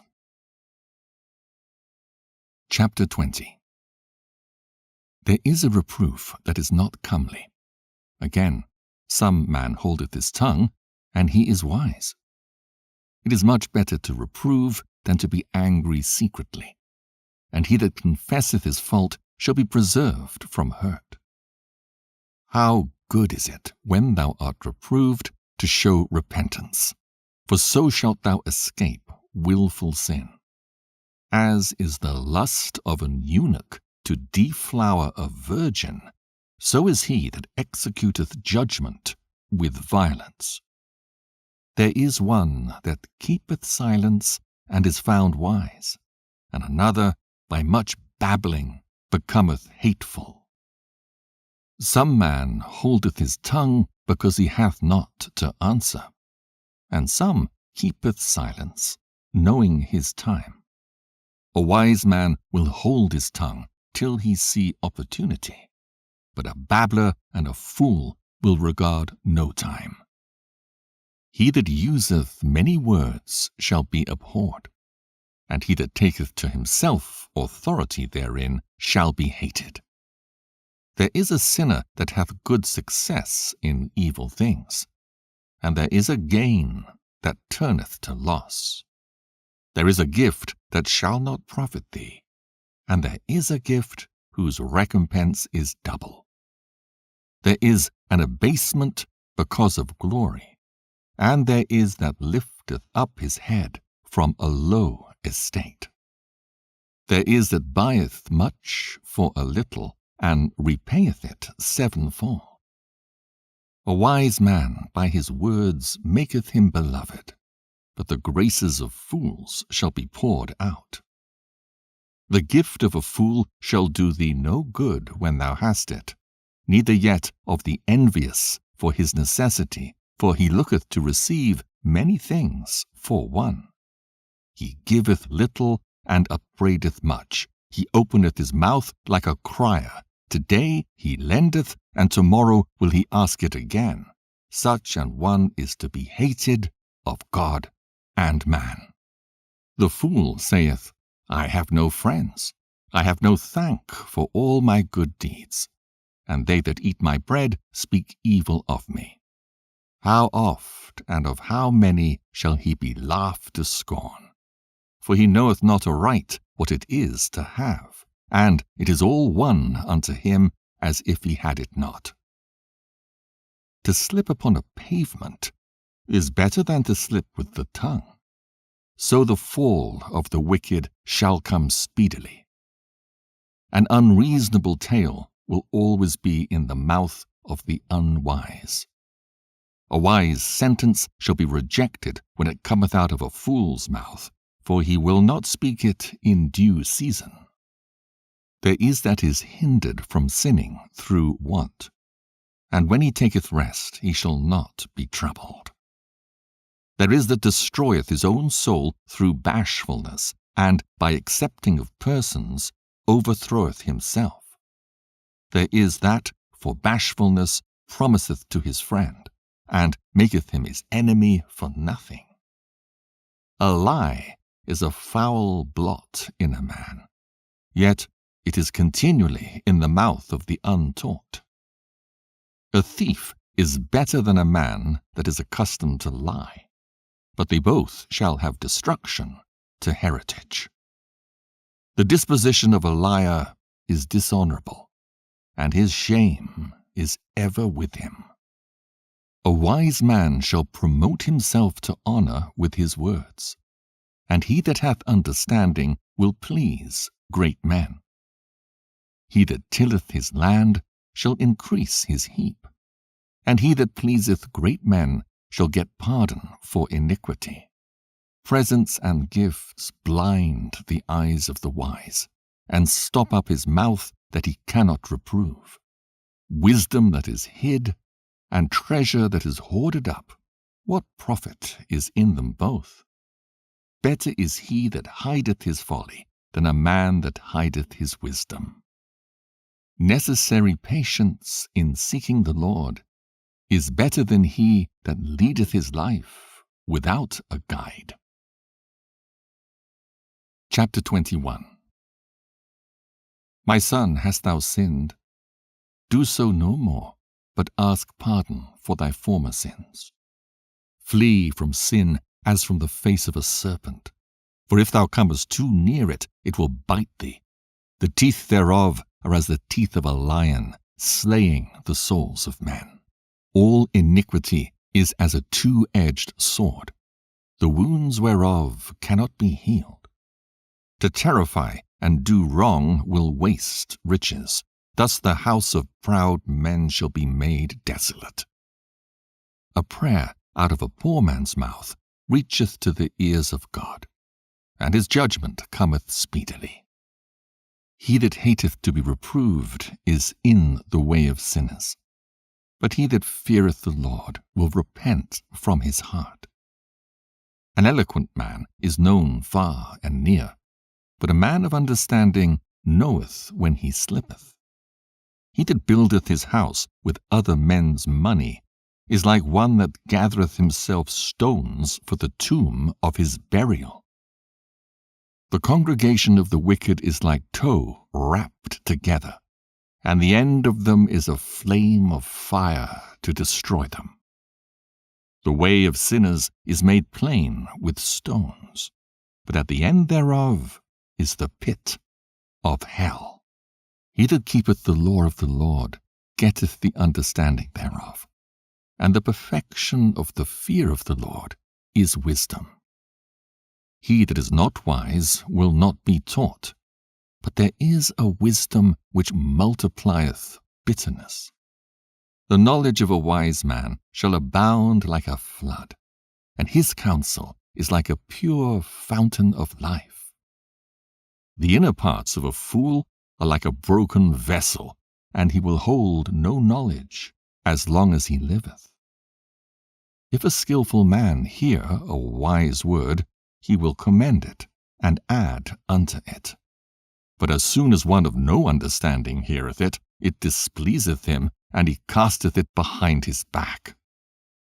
The talking of a fool is like a burden in the way, but grace shall be found in the lips of the wise. They inquire at the mouth of the wise man in the congregation, and they shall ponder his words in their heart. As is a house that is destroyed, so is wisdom to a fool, and the knowledge of the unwise is as talk without sense. Doctrine unto fools is as fetters on the feet, and like manacles on the right hand. A fool lifteth up his voice with laughter, but a wise man doth scarce smile a little. Learning is unto a wise man as an ornament of gold, and like a bracelet upon his right arm. A foolish man's foot is soon in his neighbor's house, but a man of experience is ashamed of him. A fool will peep in at the door into the house, but he that is well nurtured will stand without. It is the rudeness of a man to hearken at the door, but a wise man will be grieved with the disgrace. The lips of talkers will be telling such things as pertain not unto them, but the words of such as have understanding are weighed in the balance. The heart of the fools is in their mouth, but the mouth of the wise is in their heart. When the ungodly curseth Satan, he curseth his own soul. A whisperer defileth his own soul, and is hated wheresoever he dwelleth. Chapter 22. A slothful man is compared to a filthy stone, and every one will hiss him out to his disgrace. A slothful man is compared to the filth of a dunghill. Every man that takes it up will shake his hand. An evil-nurtured man is the dishonor of his father that begat him, and a foolish daughter is born to his loss. A wise daughter shall bring an inheritance to her husband, but she that liveth dishonestly is her father's heaviness. She that is bold dishonoureth both her father and her husband, but they both shall despise her. A tale out of season is as music in mourning, but stripes and correction of wisdom are never out of time. Whoso teacheth a fool is as one that glueth a potsherd together, and as he that waketh one from a sound sleep. He that telleth a tale to a fool speaketh to one in a slumber. When he hath told his tale, he will say, What is the matter? If children live honestly, and have wherewithal, they shall cover the baseness of their parents. But children, being haughty through disdain and want of nurture, do stain the nobility of their kindred. Weep for the dead, for he hath lost the light, and weep for the fool, for he wanteth understanding. Make little weeping for the dead, for he is at rest, but the life of the fool is worse than death. 7 days do men mourn for him that is dead, but for a fool and an ungodly man all the days of his life. Talk not much with a fool, and go not to him that hath no understanding. Beware of him, lest thou have trouble, and thou shalt never be defiled with his fooleries. Depart from him, and thou shalt find rest, and never be disquieted with madness. What is heavier than lead? And what is the name thereof? But a fool. Sand and salt and a mass of iron is easier to bear than a man without understanding. As timber girt and bound together in a building cannot be loosed with shaking, so the heart that is established by advised counsel shall fear at no time. A heart settled upon a thought of understanding is as a fair plaistering on the wall of a gallery. Pails set on an high place will never stand against the wind. So a fearful heart in the imagination of a fool cannot stand against any fear. He that pricketh the eye will make tears to fall, and he that pricketh the heart maketh it to show her knowledge. Whoso casteth a stone at the birds frayeth them away, and he that upbraideth his friend breaketh friendship. Though thou drewest a sword at thy friend, yet despair not, for there may be a returning to favor. If thou hast opened thy mouth against thy friend, fear not, for there may be a reconciliation, except for upbraiding or pride or disclosing of secrets or a treacherous wound. For these things every friend will depart. Be faithful to thy neighbor in his poverty, that thou mayest rejoice in his prosperity. Abide steadfast unto him in the time of his trouble, that thou mayest be heir with him in his heritage. For a mean estate is not always to be contemned, nor the rich, that is foolish, to be had in admiration. As the vapor and smoke of a furnace goeth before the fire, so reviling before blood. I will not be ashamed to defend a friend, neither will I hide myself from him.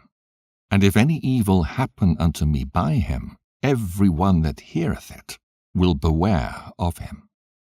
Who shall set a watch before my mouth, and a seal of wisdom upon my lips, that I fall not suddenly by them, and that my tongue destroy me not? Chapter 23. O Lord, Father and Governor of all my whole life, leave me not to their counsels, and let me not fall by them. Who will set scourges over my thoughts, and the discipline of wisdom over mine heart, that they spare me not for mine ignorances, and it pass not by my sins, lest my ignorances increase, and my sins abound to my destruction, and I fall before mine adversaries, and mine enemy rejoice over me, whose hope is far from thy mercy. O Lord, Father and God of my life, give me not a proud look, but turn away from thy servants always a haughty mind. Turn away from me vain hopes and concupiscence, and thou shalt hold him up that is desirous always to serve thee. Let not the greediness of the belly, nor lust of the flesh take hold of me, and give not over me thy servant into an impudent mind. Hear, O ye children, the discipline of the mouth. He that keepeth it shall never be taken in his lips. The sinner shall be left in his foolishness. Both the evil speaker and the proud shall fall thereby. Accustom not thy mouth to swearing, neither use thyself to the naming of the Holy One. For as a servant that is continually beaten shall not be without a blue mark, so he that sweareth and nameth God continually shall not be faultless. A man that useth much swearing shall be filled with iniquity, and the plague shall never depart from his house. If he shall offend, his sin shall be upon him. And if he acknowledge not his sin, he maketh a double offense. And if he swear in vain, he shall not be innocent, but his house shall be full of calamities. There is a word that is clothed about with death. God grant that it not be found in the heritage of Jacob. For all such things shall be far from the godly, and they shall not wallow in their sins. Use not thy mouth to intemperate swearing, for therein is the word of sin. Remember thy father and thy mother when thou sittest among great men. Be not forgetful before them, and so thou by thy custom become a fool, and wish that thou hadst not been born, and curse the day of thy nativity. The man that is accustomed to opprobrious words will never be reformed all the days of his life. Two sorts of men multiply sin, and the third will bring wrath. A hot mind is as a burning fire, it will never be quenched till it be consumed. A fornicator in the body of his flesh will never cease till he hath kindled a fire. All bread is sweet to a whoremonger. He will not leave off till he die. A man that breaketh wedlock, saying thus in his heart, Who seeth me? I am compassed about with darkness, the walls cover me, and nobody seeth me. What need I to fear? The Most High will not remember my sins. Such a man only feareth the eyes of man, and knoweth not that the eyes of the Lord are 10,000 times brighter than the sun, beholding all the ways of men, and considering the most secret parts. He knew all things ere ever they were created. So also after they were perfected, he looked upon them all. This man shall be punished in the streets of the city, and where he suspecteth not, he shall be taken. Thus shall it also go with the wife that leaveth her husband, and bringeth in an heir by another. For first, she hath disobeyed the law of the Most High, and secondly, she hath trespassed against her own husband, and thirdly, she hath played the whore in adultery, and brought children by another man. She shall be brought out into the congregation, and inquisition shall be made of her children. Her children shall not take root, and her branches shall bring forth no fruit. She shall leave her memory to be cursed, and her reproach shall not be blotted out. And they that remain shall know that there is nothing better than the fear of the Lord, and that there is nothing sweeter than to take heed unto the commandments of the Lord. It is a great glory to follow the Lord, and be received of him is long life. Chapter 24. Wisdom shall praise herself, and shall glory in the midst of her people. In the congregation of the Most High shall she open her mouth, and triumph before his power. I came out of the mouth of the Most High, and covered the earth as a cloud. I dwelt in high places, and my throne is in a cloudy pillar.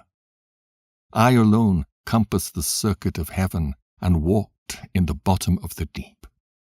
In the waves of the sea, and in all the earth, and in every people and nation, I got a possession. With all these I sought rest, and in whose inheritance shall I abide? So the Creator of all things gave me a commandment, and he that made me caused my tabernacle to rest, and said, Let thy dwelling be in Jacob, and thine inheritance in Israel. He created me from the beginning before the world, and I shall never fail. In the holy tabernacle I served before him, and so was I established in Sion. Likewise in the beloved city he gave me rest, and in Jerusalem was my power. And I took root in an honorable people, even in the portion of the Lord's inheritance.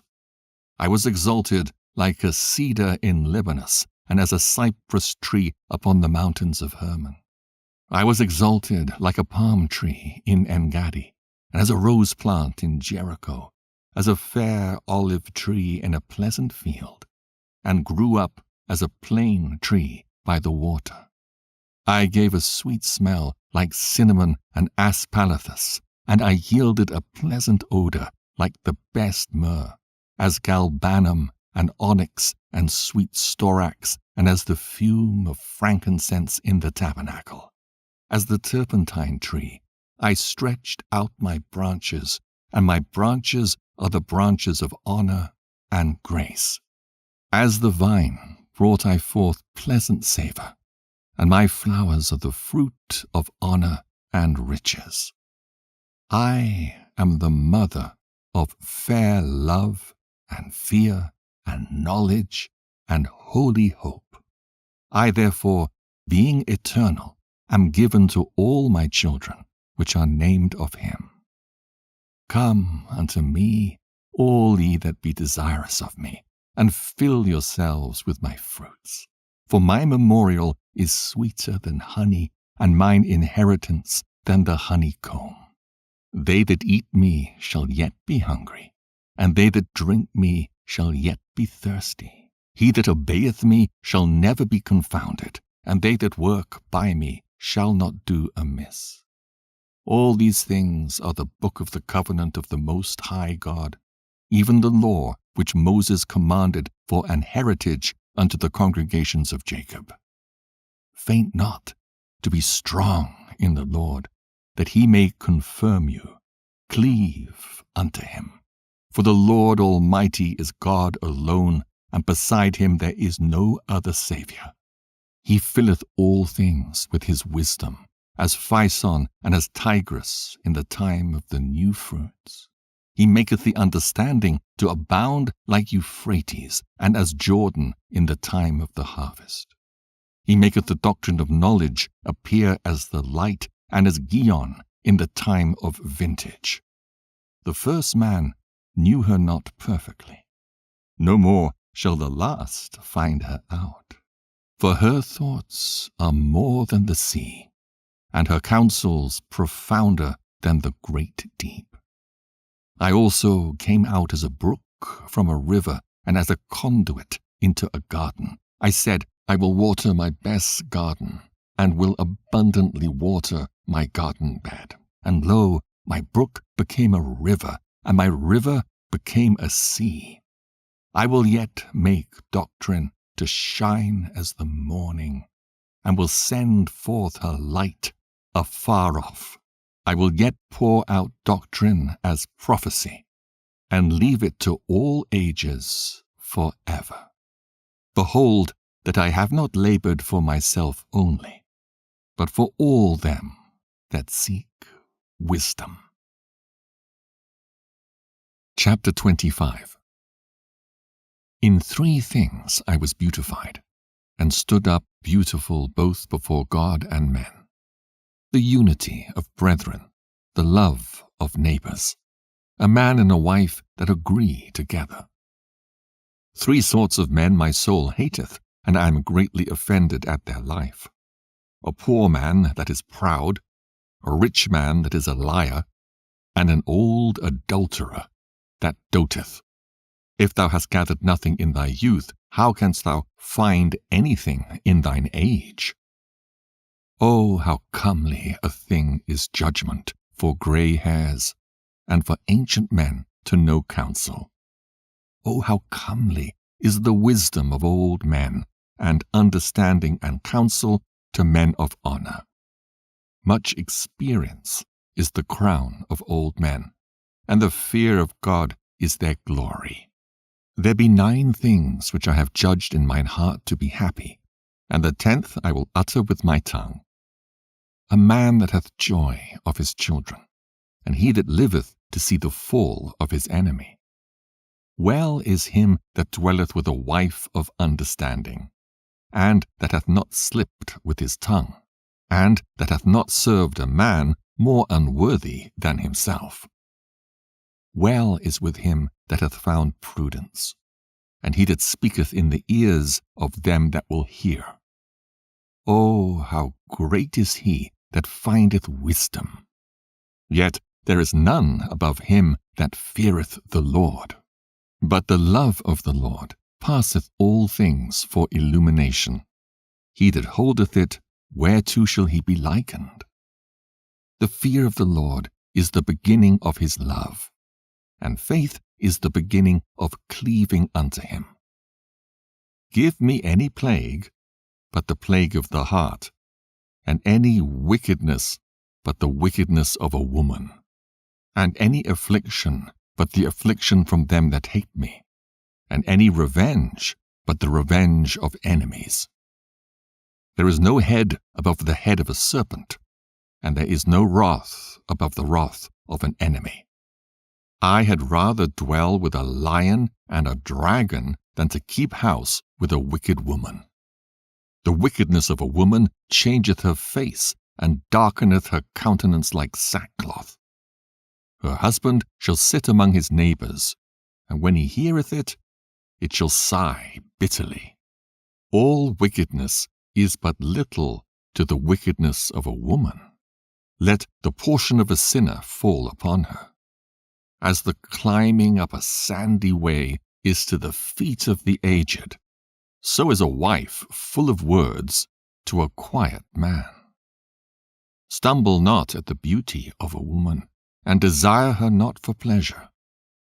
A woman, if she maintain her husband, is full of anger, impudence, and much reproach. A wicked woman abateth the courage, maketh an heavy countenance, and a wounded heart. A woman that will not comfort her husband in distress maketh weak hands and feeble knees. Of the woman came the beginning of sin, and through her we all die. Give the water no passage, neither a wicked woman liberty to gad abroad. If she go not out as thou wouldst have her, cut her off from thy flesh. and give her a bill of divorce, and let her go. Chapter 26. Blessed is the man that hath a virtuous wife, for the number of his days shall be double. A virtuous woman rejoiceth her husband, and he shall fulfill the years of his life in peace.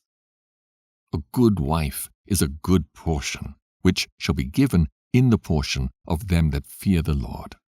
Whether a man be rich or poor, if he have a good heart toward the Lord, he shall at all times rejoice with a cheerful countenance. There be 3 things that mine heart feareth, and for the 4th I was sore afraid: the slander of a city, the gathering together of an unruly multitude, and a false accusation. All these are worse than death. But a grief of heart and sorrow is a woman that is jealous over another woman, and a scourge of the tongue which communicateth with all. An evil wife is a yoke shaken to and fro, and he that hath hold of her is as though he held a scorpion. A drunken woman and a gadder abroad causeth great anger, and she will not cover her own shame. The whoredom of a woman may be known in her haughty looks and eyelids. If thy daughter be shameless, keep her in straitly, lest she abuse herself through overmuch liberty. Watch over an impudent eye, and marvel not if she trespass against thee. She will open her mouth as a thirsty traveller when he hath found a fountain, and drink of every water near her. By every hedge she will sit down, and open her quiver against every arrow. The grace of a wife delighteth her husband, and her discretion will fatten his bones. A silent and loving woman is a gift of the Lord, and there's nothing so much worth as a mind well instructed. A shamefaced and faithful woman is a double grace, and her continent mind cannot be valued. As the sun, when it ariseth in the high heaven, so is the beauty of a good wife in the ordering of her house. As the clear light is upon the holy candlestick, so is the beauty of the face in ripe age. As the golden pillars are upon the sockets of silver, so are the fair feet with a constant heart. My son, keep the flower of thine age sound, and give not thy strength to strangers. When thou hast gotten a fruitful possession through all the field, sow it with thine own seed, trusting in the goodness of thy stock. So thy race which thou leavest shall be magnified, having the confidence of their good descent. An harlot shall be accounted as spittle. But a married woman is a tower against death to her husband. A wicked woman is given as a portion to a wicked man, but a godly woman is given to him that feareth the Lord.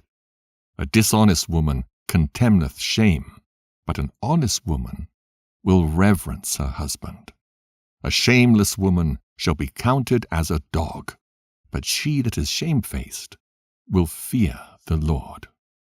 A woman that honoureth her husband shall be judged wise of all, but she that dishonoureth him in her pride shall be counted ungodly of all.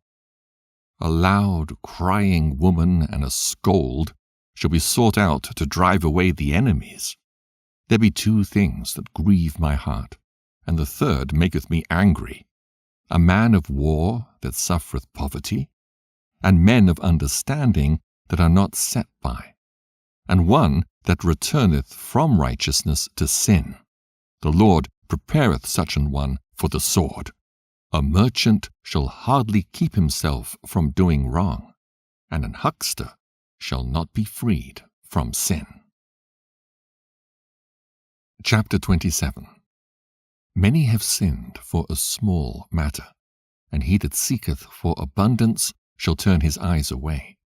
As a nail sticketh fast between the joinings of the stones, so doth sin stick close between buying and selling. Unless a man hold himself diligently in the fear of the Lord, his house shall soon be overthrown. As when one sifteth with a sieve, the refuse remaineth, so the filth of man in his talk. The furnace proveth the potter's vessels, so the trial of man is in his reasoning. The fruit declareth if the tree have been dressed, so is the utterance of a conceit in the heart of man. Praise no man before thou hearest him speak, for this is the trial of men. If thou followest righteousness, thou shalt obtain her, and put her on as a glorious long robe. The birds will resort unto their like, so will truth return unto them that practice in her. As the lion lieth in wait for the prey, so sin for them that work iniquity. The discourse of a godly man is always with wisdom, but a fool changeth as the moon. If thou be among the indiscreet, observe the time, but be continually among men of understanding. The discourse of fools is irksome, and their sport is the wantonness of sin. The talk of him that sweareth much maketh the hair stand upright, and their brawls make one stop his ears. The strife of the proud is bloodshedding, and their revilings are grievous to the ear. Whoso discovereth secrets loseth his credit, and shall never find friend to his mind. Love thy friend, and be faithful unto him. But if thou betrayest his secrets, follow no more after him. For as a man hath destroyed his enemy, so hast thou lost the love of thy neighbor. As one that letteth a bird go out of his hand, so hast thou let thy neighbor go, and shalt not get him again. Follow after him no more, for he is too far off.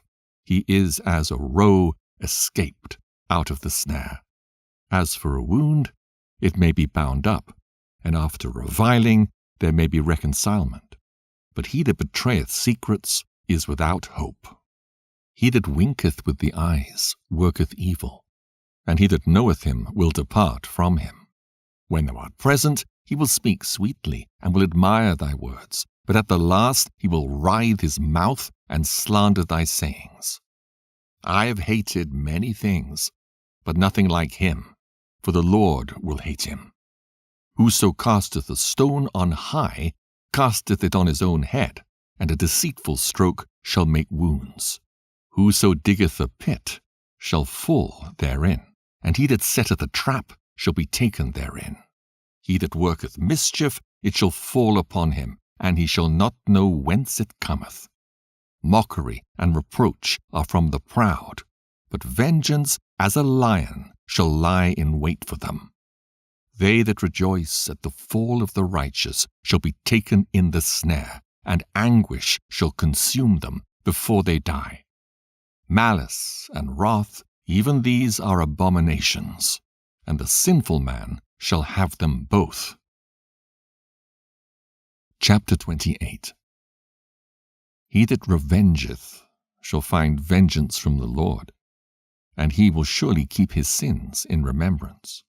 Forgive thy neighbor the hurt that he hath done unto thee, so shall thy sins also be forgiven when thou prayest.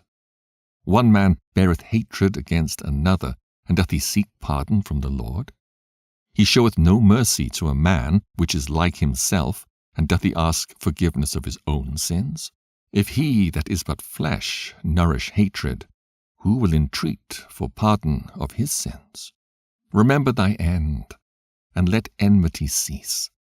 Remember corruption and death, and abide in the commandments. Remember the commandments, and bear no malice to thy neighbor.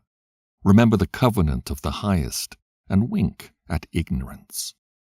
Abstain from strife, and thou shalt diminish thy sins. For a furious man will kindle strife. A sinful man disquieteth friends, and maketh debate among them that be at peace. As the matter of the fire is, so it burneth. And as a man's strength is, so is his wrath. And according to his riches his anger riseth, and the stronger they are which contend, the more they will be inflamed. And hasty contention kindleth a fire, and a hasty fighting sheddeth blood. If thou blow the spark, it shall burn. If thou spit upon it, it shall be quenched. And both these come out of thy mouth. Curse the whisperer and double-tongued, for such have destroyed many that were at peace. A backbiting tongue hath disquieted many, and driven them from nation to nation. Strong cities hath it pulled down, and overthrown the houses of great men. A backbiting tongue hath cast out virtuous women, and deprived them of their labors. Whoso hearkeneth unto it shall never find rest, and never dwell quietly. The stroke of the whip maketh marks in the flesh, but the stroke of the tongue breaketh the bones. Many have fallen by the edge of the sword, but not so many as have fallen by the tongue. Well is he that is defended through the venom thereof, who hath not drawn the yoke thereof, nor hath been bound in her bands. For the yoke thereof is a yoke of iron, and the bands thereof are bands of brass. The death thereof is an evil death. The grave were better than it. It shall not have rule over them that fear God, neither shall they be burned with the flame thereof. Such as forsake the Lord shall fall into it, and it shall burn in them and not be quenched. It shall be sent upon them as a lion, and devour them as a leopard. Look that thou hedge thy possession about with thorns, and bind up thy silver and gold, and weigh thy words in a balance, and make a door and bar for thy mouth. Beware thou slide not by it, lest thou fall before him that lieth in wait. Chapter 29. He that is merciful will lend unto his neighbor, and he that strengtheneth his hand keepeth the commandments. Lend to thy neighbor in time of his need, and pay thou thy neighbor again in due season. Keep thy word, and deal faithfully with him, and thou shalt always find the thing that is necessary for thee.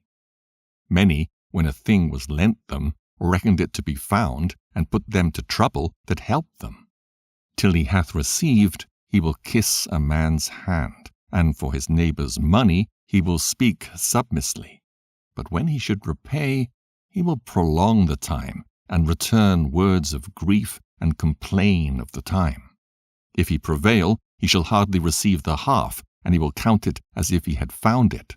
If not, he hath deprived him of his money, and he hath gotten him an enemy without cause. He payeth him with cursings and railings, and for honor he will pay him disgrace. Many therefore have refused to lend for other men's ill dealing, fearing to be defrauded. Yet have thou patience with a man in poor estate, and delay not to show him mercy. Help the poor for the commandment's sake, and turn him not away because of his poverty. Lose thy money for thy brother and thy friend, and let it not rust under a stone to be lost. Lay up thy treasure according to the commandments of the Most High, and it shall bring thee more profit than gold. Shut up alms in thy storehouses, and it shall deliver thee from all affliction. It shall fight for thee against thine enemies, better than a mighty shield and strong spear. An honest man is surety for his neighbor, but he that is impudent will forsake him. Forget not the friendship of thy surety, for he hath given his life for thee. A sinner will overthrow the good estate of his surety, and he that is of an unthankful mind will leave him in danger that delivered him. Suretyship hath undone many of good estate, and shaken them as a wave of the sea. Mighty men hath it driven from their houses, so that they wandered among strange nations. A wicked man, transgressing the commandments of the Lord, shall fall into suretyship, and he that undertaketh and followeth other men's business for gain shall fall into suits. Help thy neighbor according to thy power, and beware that thou thyself fall not into the same. The chief thing for life is water and bread and clothing and an house to cover shame. Better is the life of a poor man in a mean cottage than delicate fare in another man's house. Be it little or much, hold thee contented, that thou hear not the reproach of thy house. For it is a miserable life to go from house to house. For where thou art a stranger, thou darest not open thy mouth. Thou shalt entertain and feast, and have no thanks. Moreover, thou shalt hear bitter words. Come, thou stranger, and furnish a table, and feed me of that thou hast ready. Give place, thou stranger, to an honourable man. My brother cometh to be lodged, and I have need of mine house. These things are grievous to a man of understanding, the upbraiding of house room, and reproaching of the lender. Chapter 30. He that loveth his son causeth him oft to feel the rod, that he may have joy of him in the end. He that chastiseth his son shall have joy in him, and shall rejoice of him among his acquaintance. He that teacheth his son grieveth the enemy, and before his friends he shall rejoice of him. Though his father die, yet he is as though he were not dead, for he hath left one behind him that is like himself. While he lived, he saw and rejoiced in him, and when he died, he was not sorrowful. He left behind him an avenger against his enemies, and one that shall requite kindness to his friends. He that maketh too much of his son shall bind up his wounds, and his bowels will be troubled at every cry. An horse not broken becometh headstrong, and a child left to himself will be wilful. Cocker thy child, and he shall make thee afraid. Play with him, and he shall bring thee to heaviness. Laugh not with him, lest thou have sorrow with him, and lest thou gnash thy teeth in the end.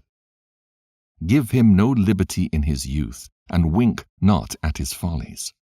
Bow down his neck while he is young, and beat him on the sides while he is a child, lest he wax stubborn and be disobedient unto thee, and so bring sorrow to thine heart. Chastise thy son, and hold him to labor, lest his lewd behavior be an offense unto thee. Better is the poor, being sound and strong of constitution, than a rich man that is afflicted in his body.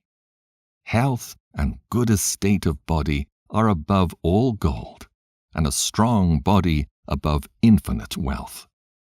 There is no riches above a sound body, and no joy above the joy of the heart. Death is better than a bitter life or continual sickness. Delicates poured upon a mouth shut up are as messes of meat set upon a grave. What good doeth the offering unto an idol? For neither can it eat nor smell. So is he that is persecuted of the Lord. He seeth with his eyes, and groaneth, as an eunuch embraceth a virgin, and sigheth. Give not over thy mind to heaviness, and afflict not thyself in thine own counsel. The gladness of the heart is the life of man, and the joyfulness of man prolongeth his days. Love thine own soul, and comfort thy heart. Remove sorrow far from thee, for sorrow hath killed many, and there is no profit therein. Envy and wrath shorten the life, and carefulness bringeth age before the time. A cheerful and good heart will have care of his meat and diet. Chapter 31. Watching for riches consumeth the flesh, and the care thereof driveth away sleep. Watching care will not let a man slumber, as a sore disease breaketh sleep. The rich hath great labor in gathering riches together, and when he resteth, he is filled with his delicates. The poor laboureth in his poor estate, and when he leaveth off, he is still needy. He that loveth gold shall not be justified, and he that followeth corruption shall have enough thereof. Gold hath been the ruin of many, and their destruction was present. It is a stumbling block unto them that sacrifice unto it, and every fool shall be taken therewith. Blessed is the rich that is found without blemish, and hath not gone after gold. Who is he? And we will call him blessed. For wonderful things hath he done among his people. Who hath been tried thereby, and found perfect? Then let him glory. Who might offend, and hath not offended, or done evil, and hath not done it. His goods shall be established, and the congregation shall declare his alms. If thou sit at a bountiful table, be not greedy upon it, and say not, there is much meat on it. Remember that a wicked eye is an evil thing, and what is created more wicked than an eye? Therefore it weepeth upon every occasion. Stretch not thine hand whithersoever it looketh, and thrust it not with him into the dish. Judge not thy neighbor by thyself, and be discreet in every point. Eat, as it becometh a man, those things which are set before thee, and devour not, lest thou be hated. Leave off first for manner's sake, and be not unsatiable, lest thou offend. When thou sittest among many, reach not thine hand out first of all. A very little is sufficient for a man well nurtured, and he fetcheth not his wind short upon his bed. Sound sleep cometh of moderate eating. He riseth early, and his wits are with him. But the pain of watching, and choler, and pangs of the belly are with an unsatiable man. And if thou hast been forced to eat, arise, go forth, vomit, and thou shalt have rest. My son, hear me, and despise me not, and at the last thou shalt find, as I told thee. In all thy works be quick, so shall there no sickness come unto thee. Whoso is liberal of his meat, men shall speak well of him, and the report of his good housekeeping will be believed. But against him that is a niggard of his meat the whole city shall murmur, and the testimonies of his niggardness shall not be doubted of. Show not thy valiantness in wine, for wine hath destroyed many. The furnace proveth the edge by dipping, so doth wine the hearts of the proud by drunkenness. Wine is as good as life to a man, if it be drunk moderately. What life is then to a man that is without wine? For it was made to make men glad. Wine measurably drunk and in season bringeth gladness of the heart and cheerfulness of the mind. But wine drunken with excess maketh bitterness of the mind, with brawling and quarrelling. Drunkenness increaseth the rage of a fool till he offend. It diminisheth strength and maketh wounds. Rebuke not thy neighbor at the wine, and despise him not in his mirth. Give him no despiteful words, and press not upon him with urging him to drink. Chapter 32. If thou be made the master of a feast, lift not thyself up, but be among them as one of the rest. Take diligent care for them, and so sit down. And when thou hast done all thy office, take thy place, that thou mayest be merry with them, and receive a crown for thy well ordering of the feast. Speak, thou that art the elder, for it becometh thee, but with sound judgment, and hinder not music. Pour not out words when there is a musician, and show not forth wisdom out of time. A concert of music in a banquet of wine is as a signet of carbuncle set in gold. As a signet of an emerald set in a work of gold, so is the melody of music with pleasant wine. Speak, young man, if there be need of thee, and yet scarcely when thou art twice asked. Let thy speech be short, comprehending much in few words. Be as one that knoweth, and yet holdeth his tongue. If thou be among great men, make not thyself equal with them. And when ancient men are in place, use not many words. Before the thunder goeth lightning, and before a shamefaced man shall go favor. Rise up betimes, and be not the last, but get thee home without delay. There take thy pastime, and do what thou wilt, but sin not by thy proud speech. And for these things bless him that made thee, and hath replenished thee with his good things. Whoso feareth the Lord will receive his discipline, and they that seek him early shall find favor. He that seeketh the law shall be filled therewith, but the hypocrite will be offended thereat. They that fear the Lord shall find judgment, and shall kindle justice as a light. A sinful man will not be reproved, but findeth an excuse according to his will. A man of counsel will be considerate, but a strange and proud man is not daunted with fear, even when of himself he hath done without counsel. Do nothing without advice, and when thou hast once done, repent not. Go not in a way wherein thou mayest fall, and stumble not among the stones. Be not confident in a plain way, and beware of thine own children. In every good work trust thy own soul, for this is the keeping of the commandments. He that believeth in the Lord taketh heed to the commandment, and he that trusteth in him shall fare never the worse. Chapter 33. There shall no evil happen unto him that feareth the Lord, but in temptation even again he will deliver him. A wise man hateth not the law, but he that is an hypocrite therein is as a ship in a storm. A man of understanding trusteth in the law, and the law is faithful unto him as an oracle.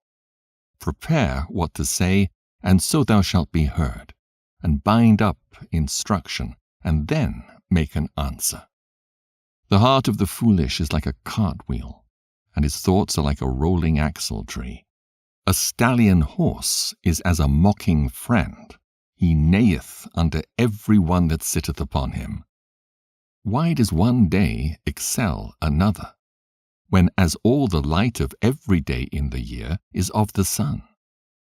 By the knowledge of the Lord they were distinguished, and he altered seasons and feasts. Some of them hath he made high days, and hallowed them, and some of them hath he made ordinary days. And all men are from the ground, and Adam was created of earth. In much knowledge the Lord hath divided them, and made their ways diverse. Some of them hath he blessed and exalted, and some of them he sanctified and set near himself. But some of them hath he cursed and brought low, and turned out of their places. As the clay is in the potter's hand to fashion it at his pleasure, so man is in the hand of him that made him, to render to them as liketh him best. Good is set against evil, and life against death. So is the godly against the sinner, and the sinner against the godly. So look upon all the works of the Most High, and there are 2 and 2, one against another. I awaked up last of all, as one that gathereth after the grape gatherers. By the blessing of the Lord I profited, and tread my winepress like a gatherer of grapes. Consider that I labored not for myself only, but for all them that seek learning. Hear me, O ye great men of the people, and hearken with your ears, ye rulers of the congregation. Give not thy son and wife, thy brother and friend, power over thee whilst thou livest, and give not thy goods to another, lest it repent thee, and thou entreat for the same again. As long as thou livest and hast breath in thee, give not thyself over to any. For better it is that thy children should seek to thee, than that thou shouldst stand to their courtesy. In all thy works keep to thyself the preeminence, leave not a stain in thine honor. At the time when thou shalt end thy days and finish thy life, distribute thine inheritance. Fodder, a wand, and burdens are for the ass, and bread, correction, and work for a servant. If thou set thy servant to labor, thou shalt find rest. But if thou let him go idle, he shall seek liberty. A yoke and a collar do bow the neck. So are tortures and torments for an evil servant. Send him to labor, that he be not idle, for idleness teacheth much evil. Set him to work as is fit for him, if he be not obedient, put on more heavy fetters. But be not excessive toward any, and without discretion do nothing. If thou have a servant, let him be unto thee as thyself, because thou hast bought him with a price. If thou have a servant, entreat him as a brother, for thou hast need of him as of thine own soul. If thou entreat him evil, and he run from thee, which way wilt thou go to seek him? Chapter 34. The hopes of a man void of understanding are vain and false, and dreams lift up fools.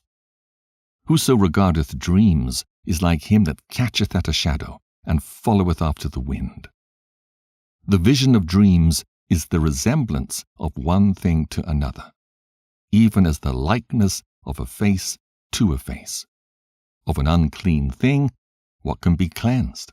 And from that thing which is false, what truth can come? Divinations and soothsayings and dreams are vain, and the heart fancieth as a woman's heart in travail.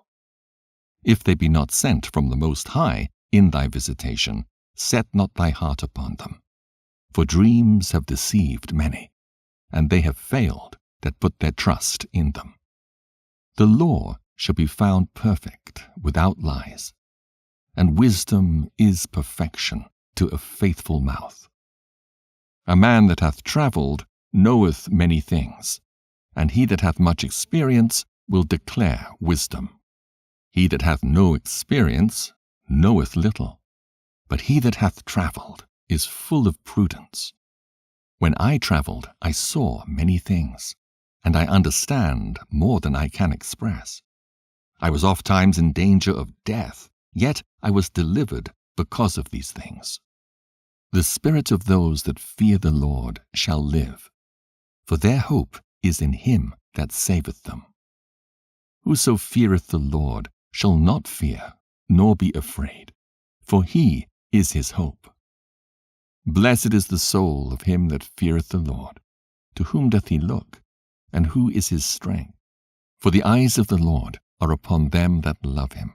He is their mighty protection and strong stay, a defense from heat, and a cover from the sun at noon, a preservation from stumbling, and an help from falling.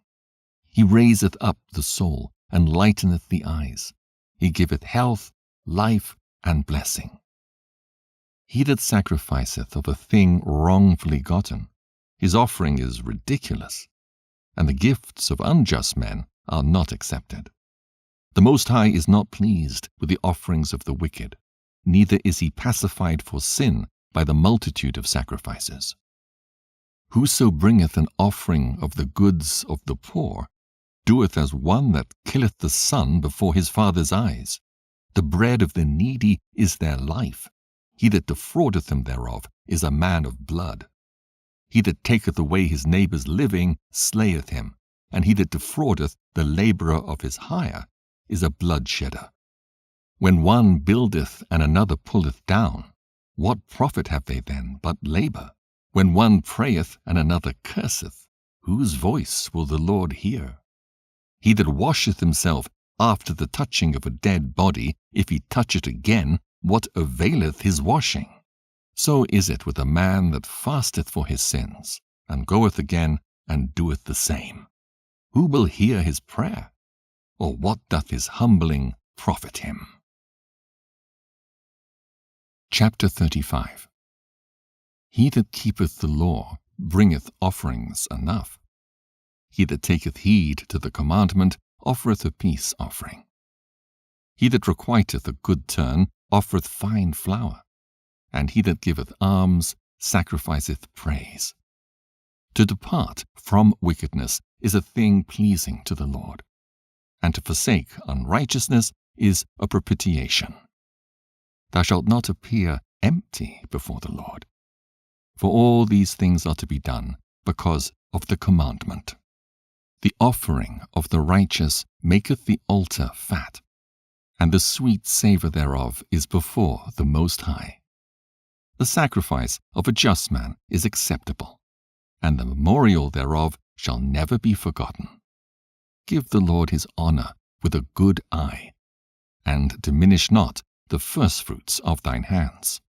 In all thy gifts show a cheerful countenance, and dedicate thy tithes with gladness.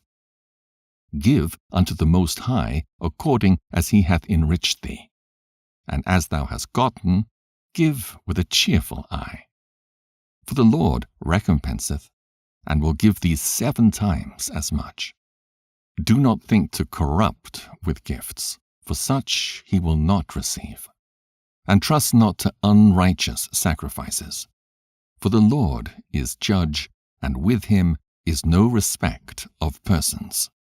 He will not accept any person against a poor man, but will hear the prayer of the oppressed.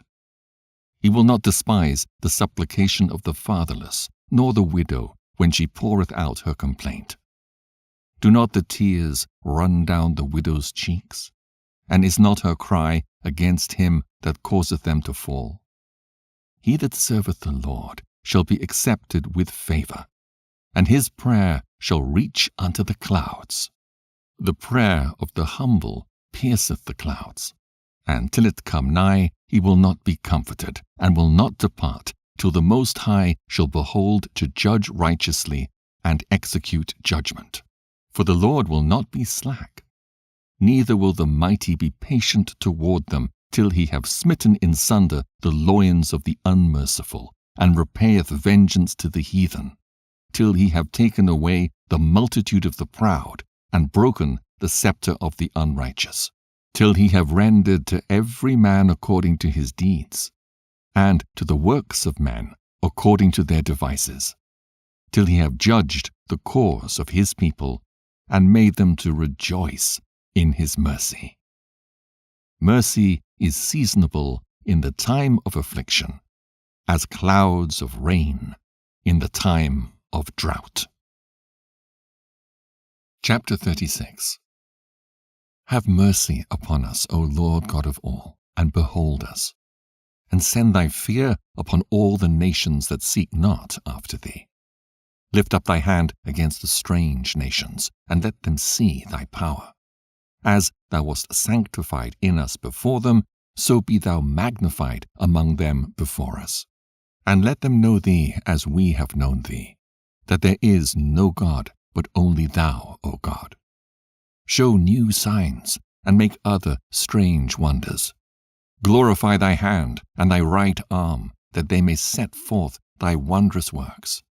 Raise up indignation, and pour out wrath. Take away the adversary, and destroy the enemy. Make the time short. Remember the covenant, and let them declare thy wonderful works. Let him that escapeth be consumed by the rage of the fire, and let them perish that oppress the people.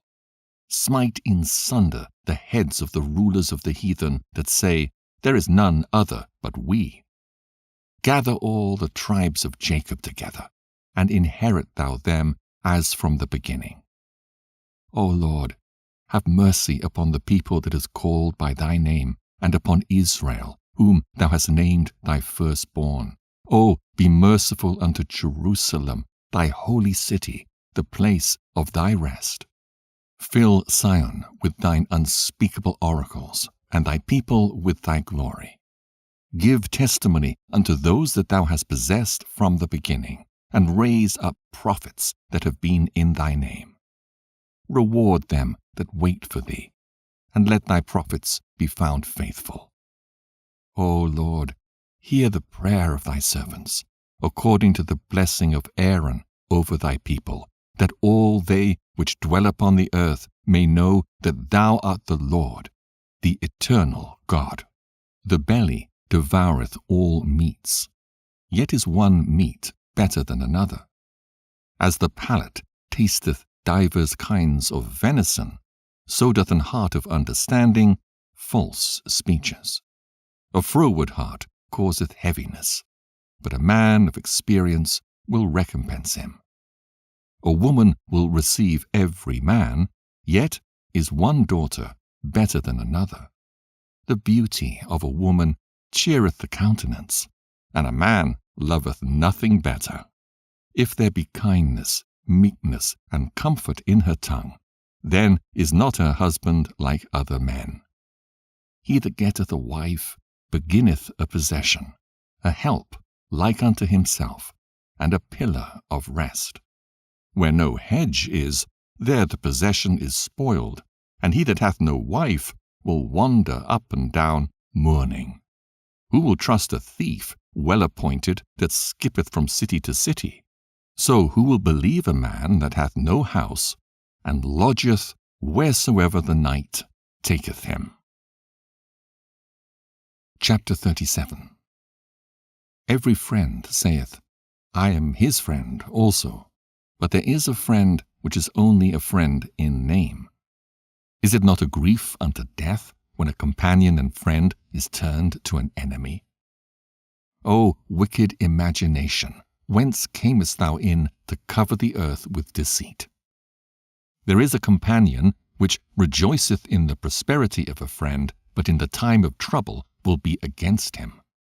There is a companion which helpeth his friend for the belly, and taketh up the buckler against the enemy. Forget not thy friend in thy mind, and be not unmindful of him in thy riches. Every counsellor extolleth counsel, but there is some that counselleth for himself. Beware of a counsellor, and know before what need he hath, for he will counsel for himself, lest he cast the lot upon thee, and say unto thee, Thy way is good, and afterward he stand on the other side to see what shall befall thee. Consult not with one that suspecteth thee, and hide thy counsel from such as envy thee. Neither consult with a woman touching her of whom she is jealous, neither with a coward in matters of war, nor with a merchant concerning exchange, nor with a buyer of selling, nor with an envious man of thankfulness, nor with an unmerciful man touching kindness, nor with the slothful for any work, nor with an hireling for a year of finishing work, nor with an idle servant of much business. Hearken not unto these in any matter of counsel, but be continually with a godly man, whom thou knowest to keep the commandments of the Lord, whose mind is according to thy mind, and will sorrow with thee if thou shalt miscarry. And let the counsel of thine own heart stand, for there is no man more faithful unto thee than it. For a man's mind is sometime wont to tell him more than 7 watchmen that sit above in an high tower. And above all this, pray to the Most High that he will direct thy way in truth. Let reason go before every enterprise, and counsel before every action. The countenance is a sign of changing of the heart. 4 manner of things appear: good and evil, life and death, but the tongue ruleth over them continually. There is one that is wise and teacheth many, and yet is unprofitable to himself. There is one that showeth wisdom in words, and is hated. He shall be destitute of all food, for grace is not given him from the Lord, because he is deprived of all wisdom. Another is wise to himself, and the fruits of understanding are commendable in his mouth. A wise man instructeth his people, and the fruits of his understanding fail not. A wise man shall be filled with blessing, and all they that see him shall count him happy. The days of the life of man may be numbered, but the days of Israel are innumerable. A wise man shall inherit glory among his people, and his name shall be perpetual. My son, prove thy soul in thy life, and see what is evil for it, and give not that unto it. For all things are not profitable for all men, neither hath every soul pleasure in every thing. Be not unsatiable in any dainty thing, nor too greedy upon meats. For excess of meats bringeth sickness, and surfeiting will turn into choler. By surfeiting many have perished, but he that taketh heed prolongeth his life. Chapter 38. Honour a physician with the honour due unto him for the uses which ye may have of him, for the Lord hath created him. For of the Most High cometh healing, and he shall receive honour of the king.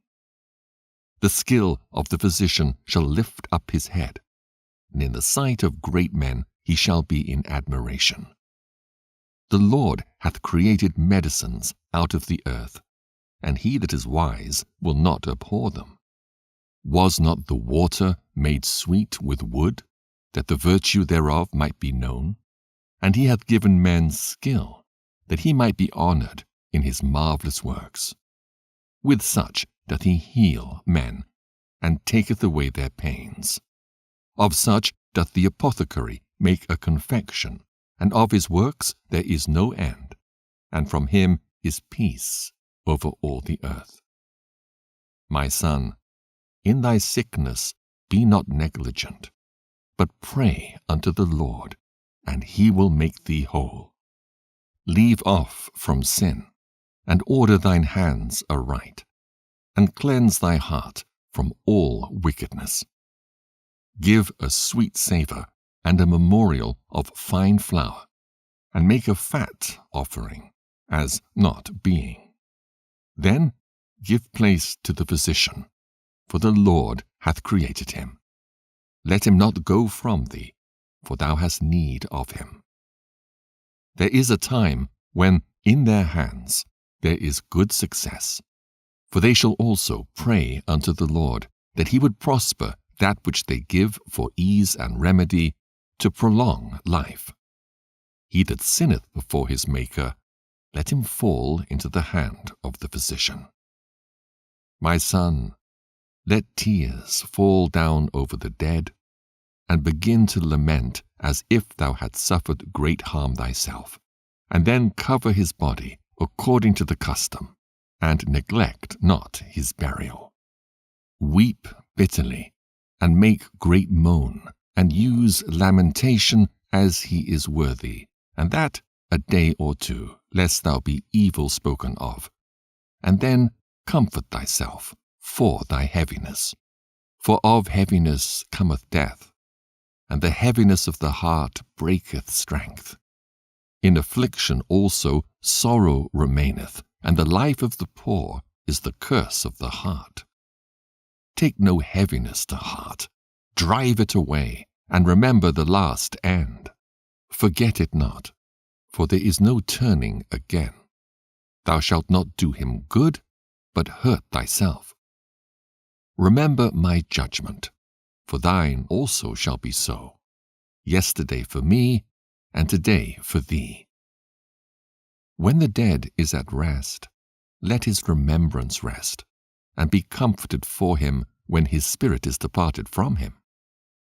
The wisdom of a learned man cometh by opportunity of leisure, and he that hath little business shall become wise. How can he get wisdom that holdeth the plough, and that glorieth in the goad, that driveth oxen, and is occupied in their labours, and whose talk is of bullocks? He giveth his mind to make furrows, and he is diligent to give the kine fodder.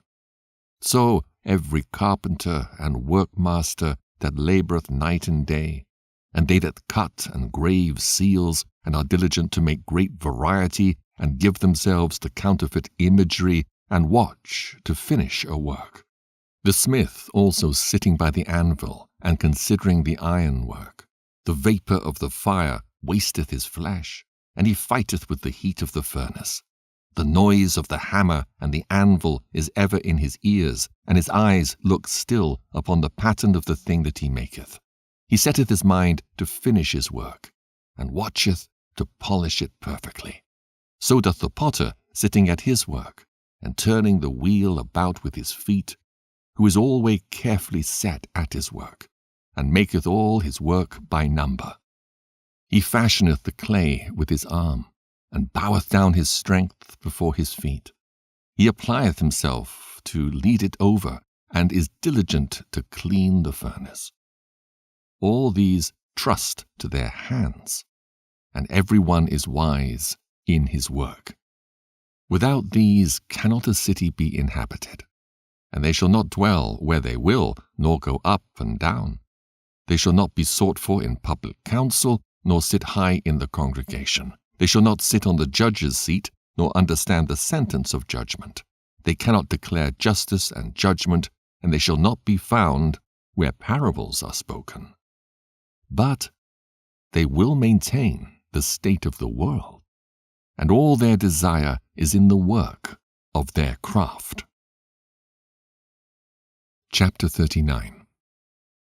But he that giveth his mind to the law of the Most High, and is occupied in the meditation thereof, will seek out the wisdom of all the ancient, and be occupied in prophecies. He will keep the sayings of the renowned men, and where subtle parables are, he will be there also. He will seek out the secrets of grave sentences, and be conversant in dark parables. He shall serve among great men, and appear before princes. He will travel through strange countries, for he hath tried the good and the evil among men. He will give his heart to resort early to the Lord that made him, and will pray before the Most High, and will open his mouth in prayer and make supplication for his sins. When the great Lord will, he shall be filled with the spirit of understanding. He shall pour out wise sentences, and give thanks unto the Lord in his prayer. He shall direct his counsel and knowledge, and in his secrets shall he meditate. He shall show forth that which he hath learned, and shall glory in the lore of the covenant of the Lord. Many shall commend his understanding, and so long as the world endureth, it shall not be blotted out. His memorial shall not depart away, and his name shall live from generation to generation. Nations shall show forth his wisdom, and the congregation shall declare his praise. If he die, he shall leave a greater name than 1,000, and if he live, he shall increase it. Yet have I more to say, which I have thought upon, for I am filled as the moon at the full. Hearken unto me, ye holy children, and bud forth as a rose growing by the brook of the field. And give ye a sweet savour as frankincense, and flourish as a lily. Send forth a smell, and sing a song of praise. Bless the Lord in all his works. Magnify his name, and show forth his praise with the songs of your lips, and with harps, and in praising him ye shall say after this manner, all the works of the Lord are exceeding good, and whatsoever he commandeth shall be accomplished in due season. And none may say, What is this? Wherefore is that? For at time convenient they shall all be sought out. At his commandment the waters stood as an heap, and at the words of his mouth the receptacles of waters.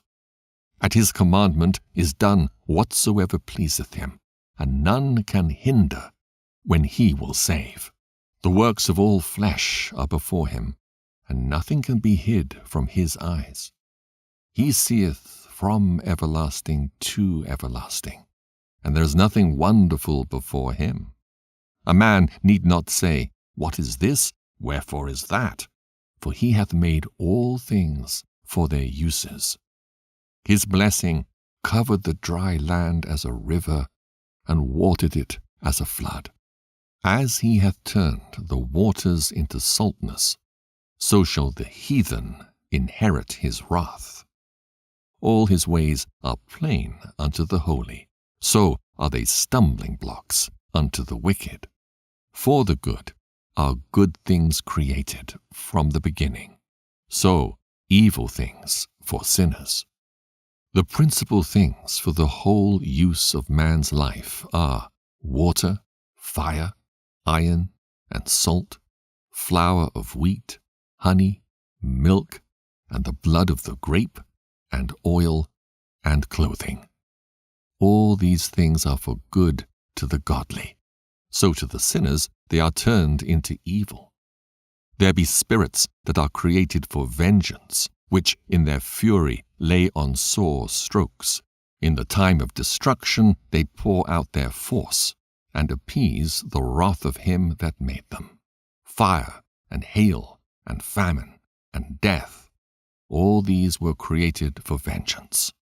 Teeth of wild beasts, and scorpions, serpents, and the sword, punishing the wicked to destruction.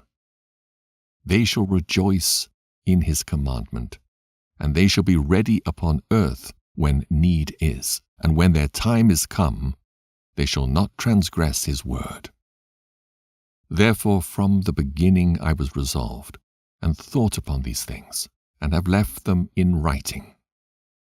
All the works of the Lord are good, and he will give every needful thing in due season, so that a man cannot say, this is worse than that, for in time they shall all be well approved. And therefore praise ye the Lord with the whole heart and mouth, and bless the name of the Lord. Chapter 40. Great travail is created for every man, and an heavy yoke is upon the sons of Adam, from the day that they go out of their mother's womb till the day that they return to the mother of all things. Their imagination of things to come and the day of death trouble their thoughts and cause fear of heart. From him that sitteth on a throne of glory unto him that is humbled in earth and ashes. From him that weareth purple and a crown unto him that is clothed with a linen frock.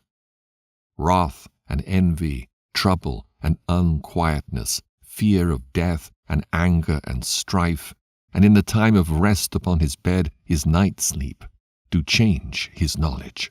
A little or nothing is his rest, and afterward he is in his sleep as in a day of keeping watch, troubled in the vision of his heart, as if he were escaped out of a battle. When all is safe, he awaketh, and marvelleth that the fear was nothing. Such things happen unto all flesh, both man and beast, and that is sevenfold more upon sinners. Death and bloodshed, strife and sword, calamities, famine, tribulation, and the scourge, these things are created for the wicked, and for their sakes came the flood. All things that are of the earth shall turn to the earth again, and that which is of the waters doth return into the sea. All bribery and injustice shall be blotted out, but true dealing shall endure forever. The goods of the unjust shall be dried up like a river, and shall vanish with noise like a great thunder in rain. While he openeth his hand, he shall rejoice, so shall transgressors come to naught. The children of the ungodly shall not bring forth many branches, but are as unclean roots upon a hard rock. The weed growing upon every water and bank of a river shall be pulled up before all grass. Bountifulness is as a most fruitful garden, and mercifulness endureth forever. To labor and to be content with that a man hath is a sweet life, but he that findeth a treasure is above them both. Children and the building of a city continue a man's name, but a blameless wife is counted above them both. Wine and music rejoice the heart, but the love of wisdom is above them both. The pipe and the psaltery make sweet melody, but a pleasant tongue is above them both. Thine eye desireth favour and beauty, but more than both corn while it is green. A friend and companion never meet amiss, but above both is a wife with her husband. Brethren and help are against time of trouble, but alms shall deliver more than them both. Gold and silver make the foot stand sure, but counsel is esteemed above them both. Riches and strength lift up the heart, but the fear of the Lord is above them both. There is no want in the fear of the Lord, and it needeth not to seek help. The fear of the Lord is a fruitful garden, and covereth him above all glory. My son, lead not a beggar's life, for better it is to die than to beg. The life of him that dependeth on another man's table is not to be counted for a life, for he polluteth himself with other men's meat. But a wise man, well nurtured, will beware thereof. Begging is sweet in the mouth of the shameless, but in his belly there shall burn a fire. Chapter 41. O death, how bitter is the remembrance of thee to a man that liveth at rest in his possessions, unto a man that hath nothing to vex him, and that hath prosperity in all things, yea, unto him that is yet able to receive meat. O death, acceptable is thy sentence unto the needy, and unto him whose strength faileth, that is now in the last age, and is vexed with all things, and to him that despaireth, and hath lost patience. Fear not the sentence of death. Remember them that have been before thee, and that come after. For this is the sentence of the Lord over all flesh. And why art thou against the pleasure of the Most High? There is no inquisition in the grave, whether thou have lived 10 or 100 or 1,000 years.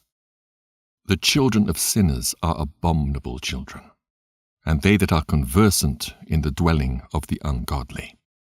The inheritance of sinners' children shall perish, and their posterity shall have a perpetual reproach. The children will complain of an ungodly father, because they shall be reproached for his sake. Woe be unto you, ungodly men, which have forsaken the law of the Most High God. For if ye increase, it shall be to your destruction. And if ye be born, ye shall be born to a curse. And if ye die, a curse shall be your portion. All that are of the earth shall turn to earth again. So the ungodly shall go from a curse to destruction.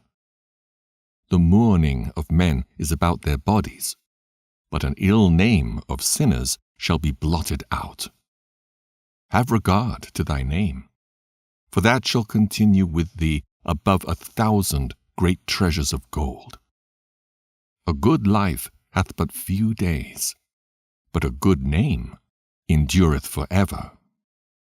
My children, keep discipline in peace, for wisdom that is hid and a treasure that is not seen, what profit is in them both? A man that hideth his foolishness is better than a man that hideth his wisdom. Therefore, be shamefaced according to my word, for it is not good to retain all shamefacedness, neither is it altogether approved in everything. Be ashamed of whoredom before father and mother, and of a lie before a prince and a mighty man, of an offense before a judge and ruler, of iniquity before a congregation and people, of unjust dealing before thy partner and friend, and of theft in regard of the place where thou sojournest, and in regard of the truth of God and his covenant, and to lean with thine elbow upon the meat, and of scorning to give and take, and of silence before them that salute thee, and to look upon an harlot, and to turn away thy face from thy kinsman, or to take away a portion or a gift, or to gaze upon another man's wife, or to be over busy with his maid, and come not near her bed, or of upbraiding speeches before friends, and after thou hast given, upbraid not, or of iterating and speaking again that which thou hast heard, and of revealing of secrets. So shalt thou be truly shamefaced, and find favor before all men. Chapter 42. Of these things be not thou ashamed, and accept no person to sin thereby. Of the law of the Most High and his covenant, and of judgment to justify the ungodly, of reckoning with thy partners and travelers, or of the gift of the heritage of friends, of exactness of balance and weights, or of getting much or little, and of merchants' indifferent selling, of much correction of children, and to make the side of an evil servant to bleed. Sure keeping is good where an evil wife is, and shut up where many hands are. Deliver all things in number and weight, and put all in writing that thou givest out or receivest in. Be not ashamed to inform the unwise and foolish and the extreme aged that contendeth with those that are young. Thus shalt thou be truly learned and approved of all men living. The father waketh for the daughter when no man knoweth, and the care for her taketh away sleep. When she is young, lest she pass away the flower of her age, and being married, lest she should be hated. In her virginity, lest she should be defiled and gotten with child in her father's house, and having a husband, lest she should misbehave herself, and when she is married, lest she should be barren.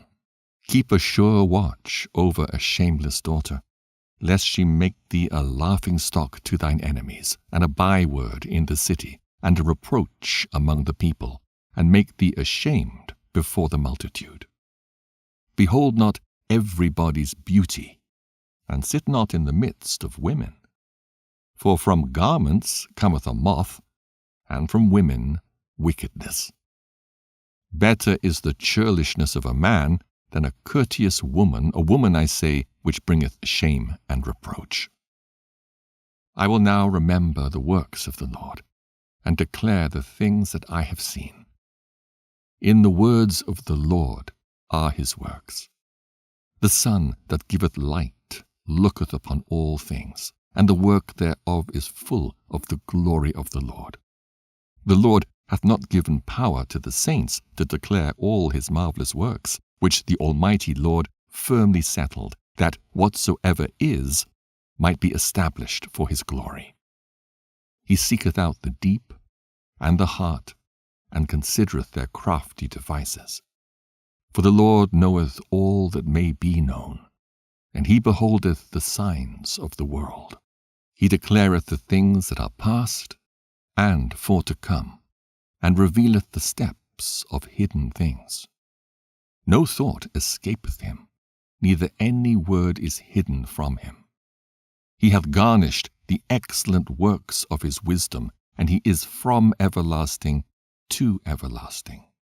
Unto him may nothing be added, neither can he be diminished, and he hath no need of any counselor. Oh, how desirable are all his works, and that a man may see even to a spark. All these things live and remain forever for all uses, and they are all obedient. All things are double one against another, and he hath made nothing imperfect. One thing establisheth the good for another, and who shall be filled with beholding his glory? Chapter 43. The pride of the height, the clear firmament, the beauty of heaven with his glorious show, The sun, when it appeareth, declaring at his rising a marvelous instrument, the work of the Most High. At noon it parcheth the country, and who can abide the burning heat thereof? A man blowing a furnace is in works of heat, but the sun burneth the mountains 3 times more, breathing out fiery vapors and sending forth bright beams. It dimmeth the eyes. Great is the Lord that made it, and at his commandment runneth hastily. He made the moon also to serve in her season for a declaration of times and a sign of the world. From the moon is the sign of feasts, a light that decreaseth in her perfection. The month is called after her name, increasing wonderfully in her changing, being an instrument of the armies above, shining in the firmament of heaven.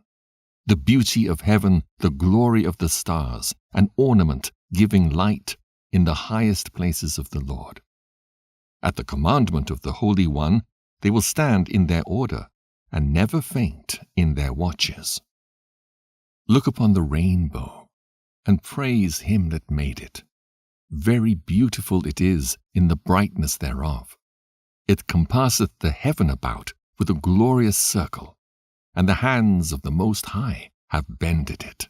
By his commandment he maketh the snow to fall aplace, and sendeth swiftly the lightnings of his judgment.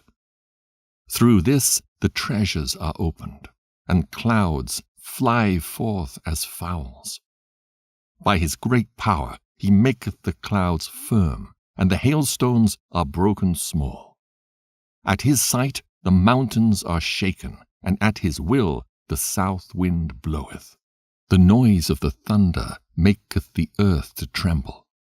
So doth the northern storm and the whirlwind.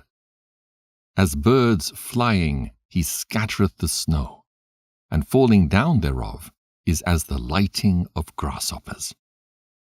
The eye marvelleth at the beauty of the whiteness thereof, and the heart is astonished at the raining of it. The hoarfrost also, as salt, he poureth on the earth, and being congealed, it lieth on the top of sharp stakes.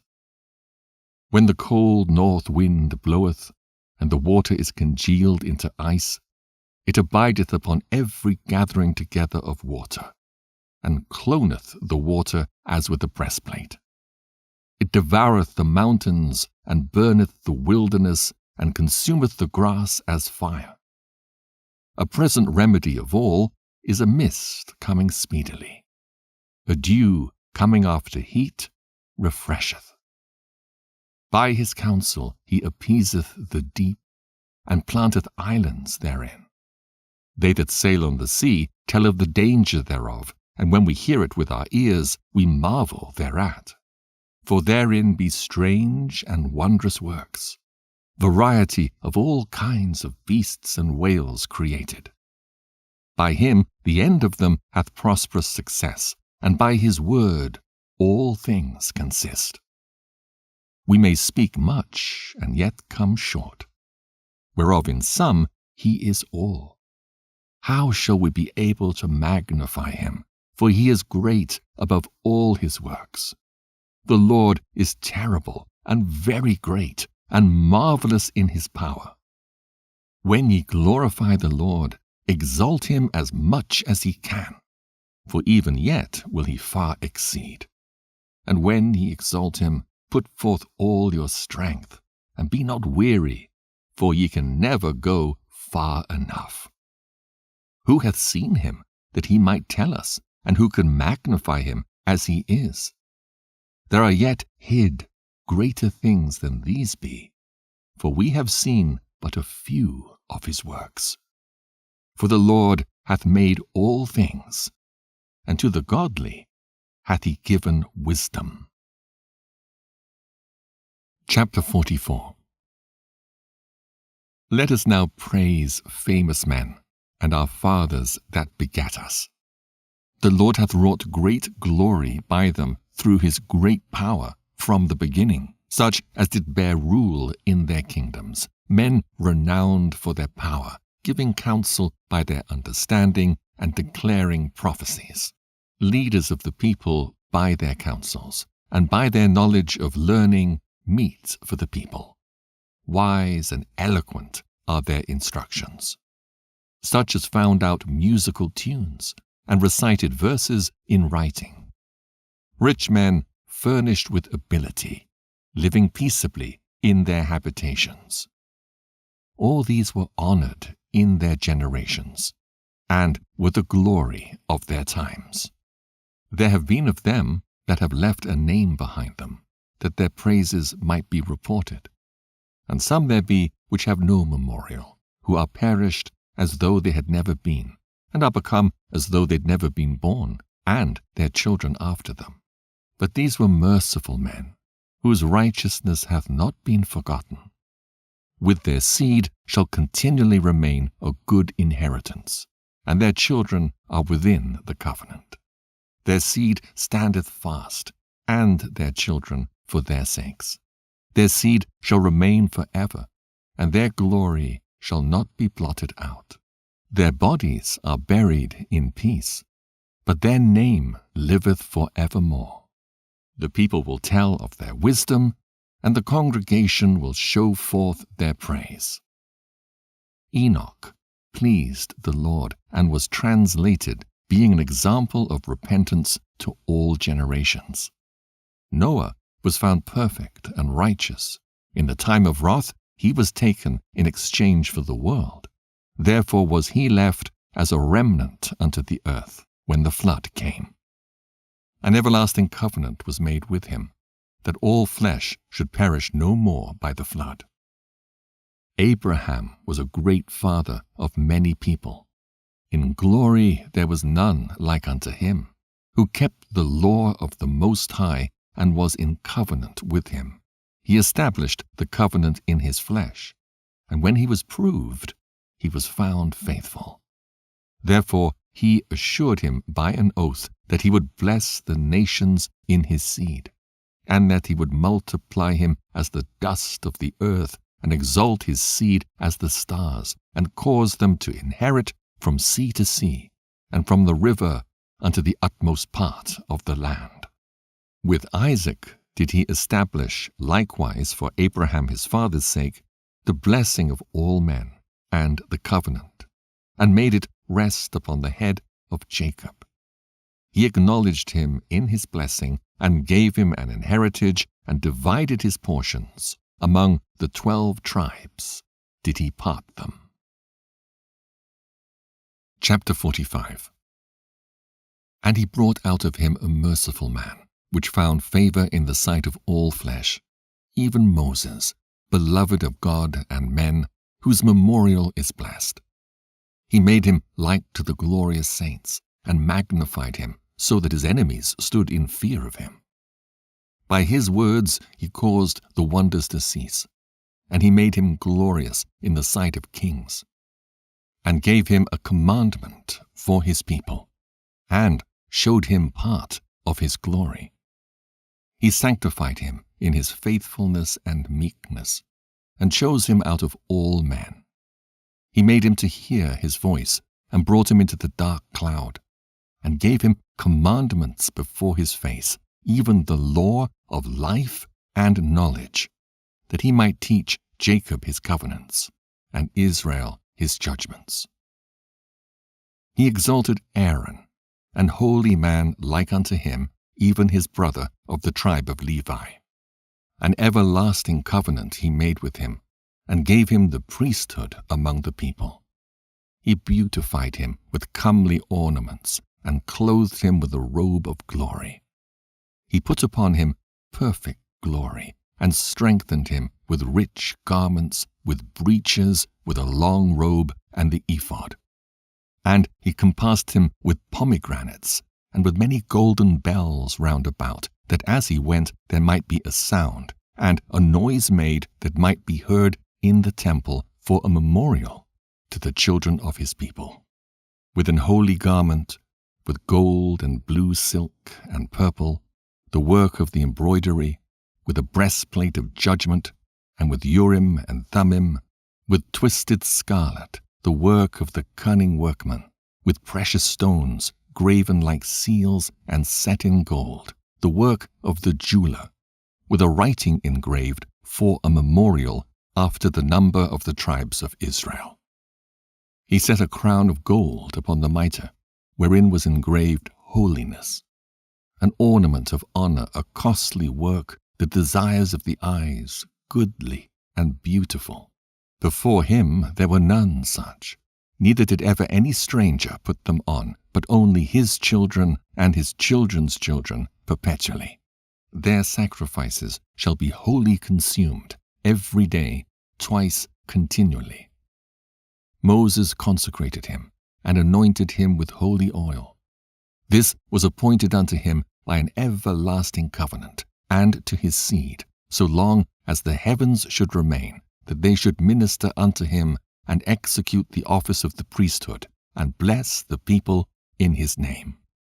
He chose him out of all men living to offer sacrifices to the Lord, incense and a sweet savor for a memorial, to make reconciliation for his people.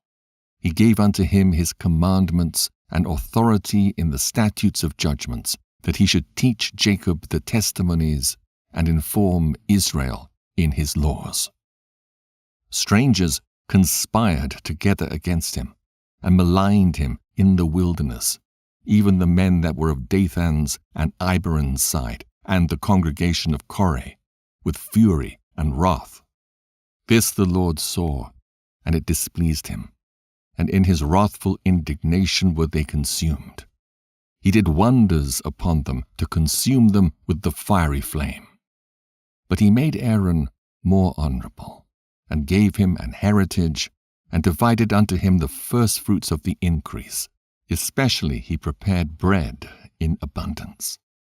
For they eat of the sacrifices of the Lord, which he gave unto him and his seed. Howbeit, in the land of the people he had no inheritance, neither had he any portion among the people. For the Lord himself is his portion and inheritance.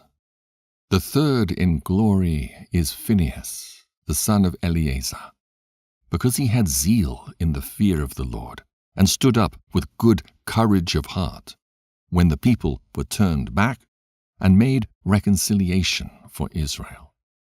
Therefore was there a covenant of peace made with him, that he should be the chief of the sanctuary and of his people, and that he and his posterity should have the dignity of the priesthood forever, according to the covenant made with David, son of Jesse, of the tribe of Judah, that the inheritance of the king should be to his posterity alone.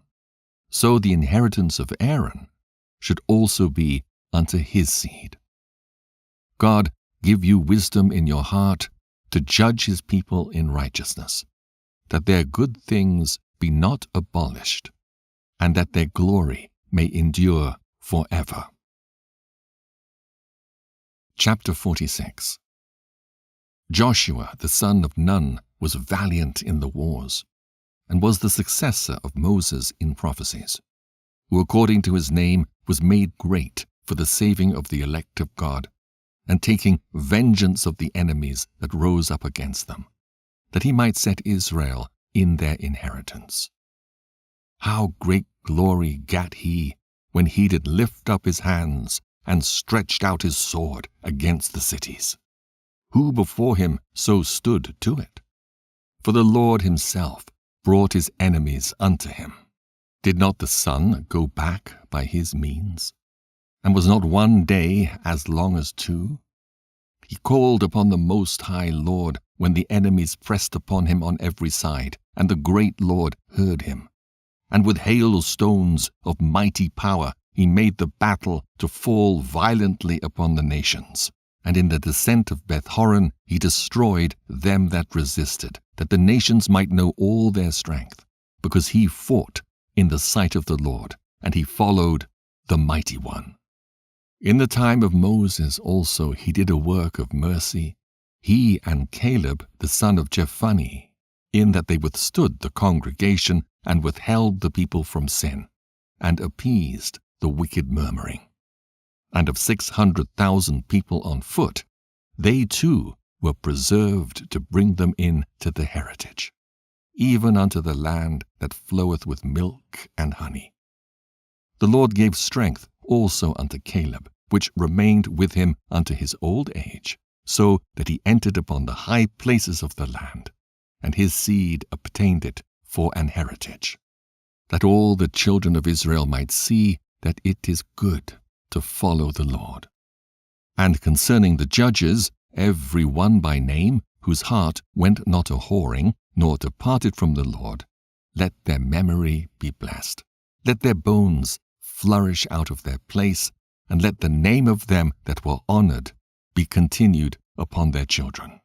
Samuel, the prophet of the Lord, beloved of his Lord, established a kingdom and anointed princes over his people.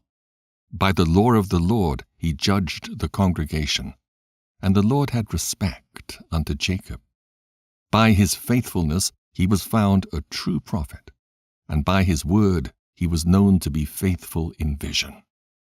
He called upon the mighty Lord when his enemies pressed upon him on every side, when he offered the sucking lamb. And the Lord thundered from heaven, and with a great noise made his voice to be heard. And he destroyed the rulers of the Tyrians and all the princes of the Philistines.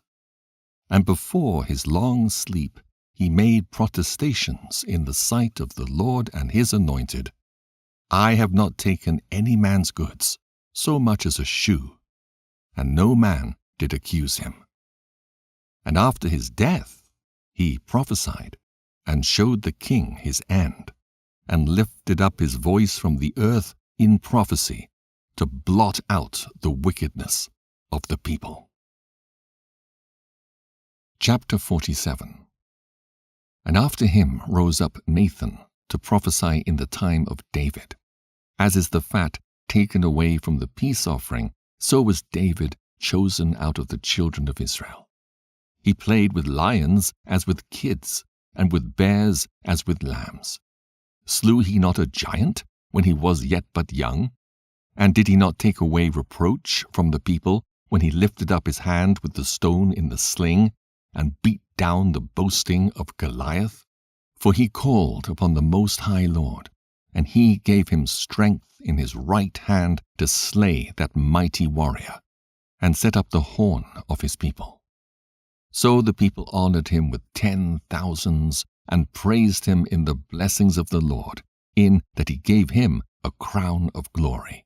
For he destroyed the enemies on every side, and brought to naught the Philistines his adversaries, and brake their horn in sunder unto this day.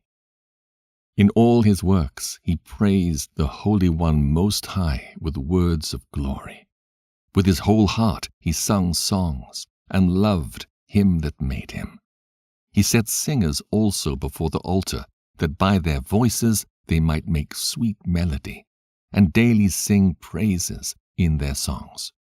He beautified their feasts, and set in order the solemn times until the end, that they might praise his holy name, and that the temple might sound from morning. The Lord took away his sins, and exalted his horn forever. He made him a covenant of kings, and a throne of glory in Israel. After him rose up a wise son, and for his sake he dwelt at large. Solomon reigned in a peaceable time, and was honored. For God made all quiet round about him, that he might build an house in his name, and prepare his sanctuary forever. How wise wast thou in thy youth, and as a flood filled with understanding. Thy soul covered the whole earth, and thou fillest it with dark parables. Thy name went far unto the islands, and for thy peace thou wast beloved. The countries marveled at thee for thy songs and proverbs and parables and interpretations. By the name of the Lord God, which is called the Lord God of Israel, thou didst gather gold as tin, and didst multiply silver as lead. Thou didst bow thy loins unto women, and by thy body thou wast brought into subjection. Thou didst stain thy honor and pollute thy seed, so that thou broughtest wrath upon thy children, and wast grieved for thy folly. So the kingdom was divided, and out of Ephraim ruled a rebellious kingdom. But the Lord will never leave off his mercy, neither shall any of his works perish, neither will he abolish the posterity of his elect, and the seed of him that loveth him he will not take away. Wherefore he gave a remnant unto Jacob, and out of him a root unto David. Thus rested Solomon with his fathers. And of his seed he left behind him Rehoboam, even the foolishness of the people, and one that had no understanding, who turned away the people through his counsel. There was also Jeroboam the son of Nebat, who caused Israel to sin, and showed Ephraim the way of sin.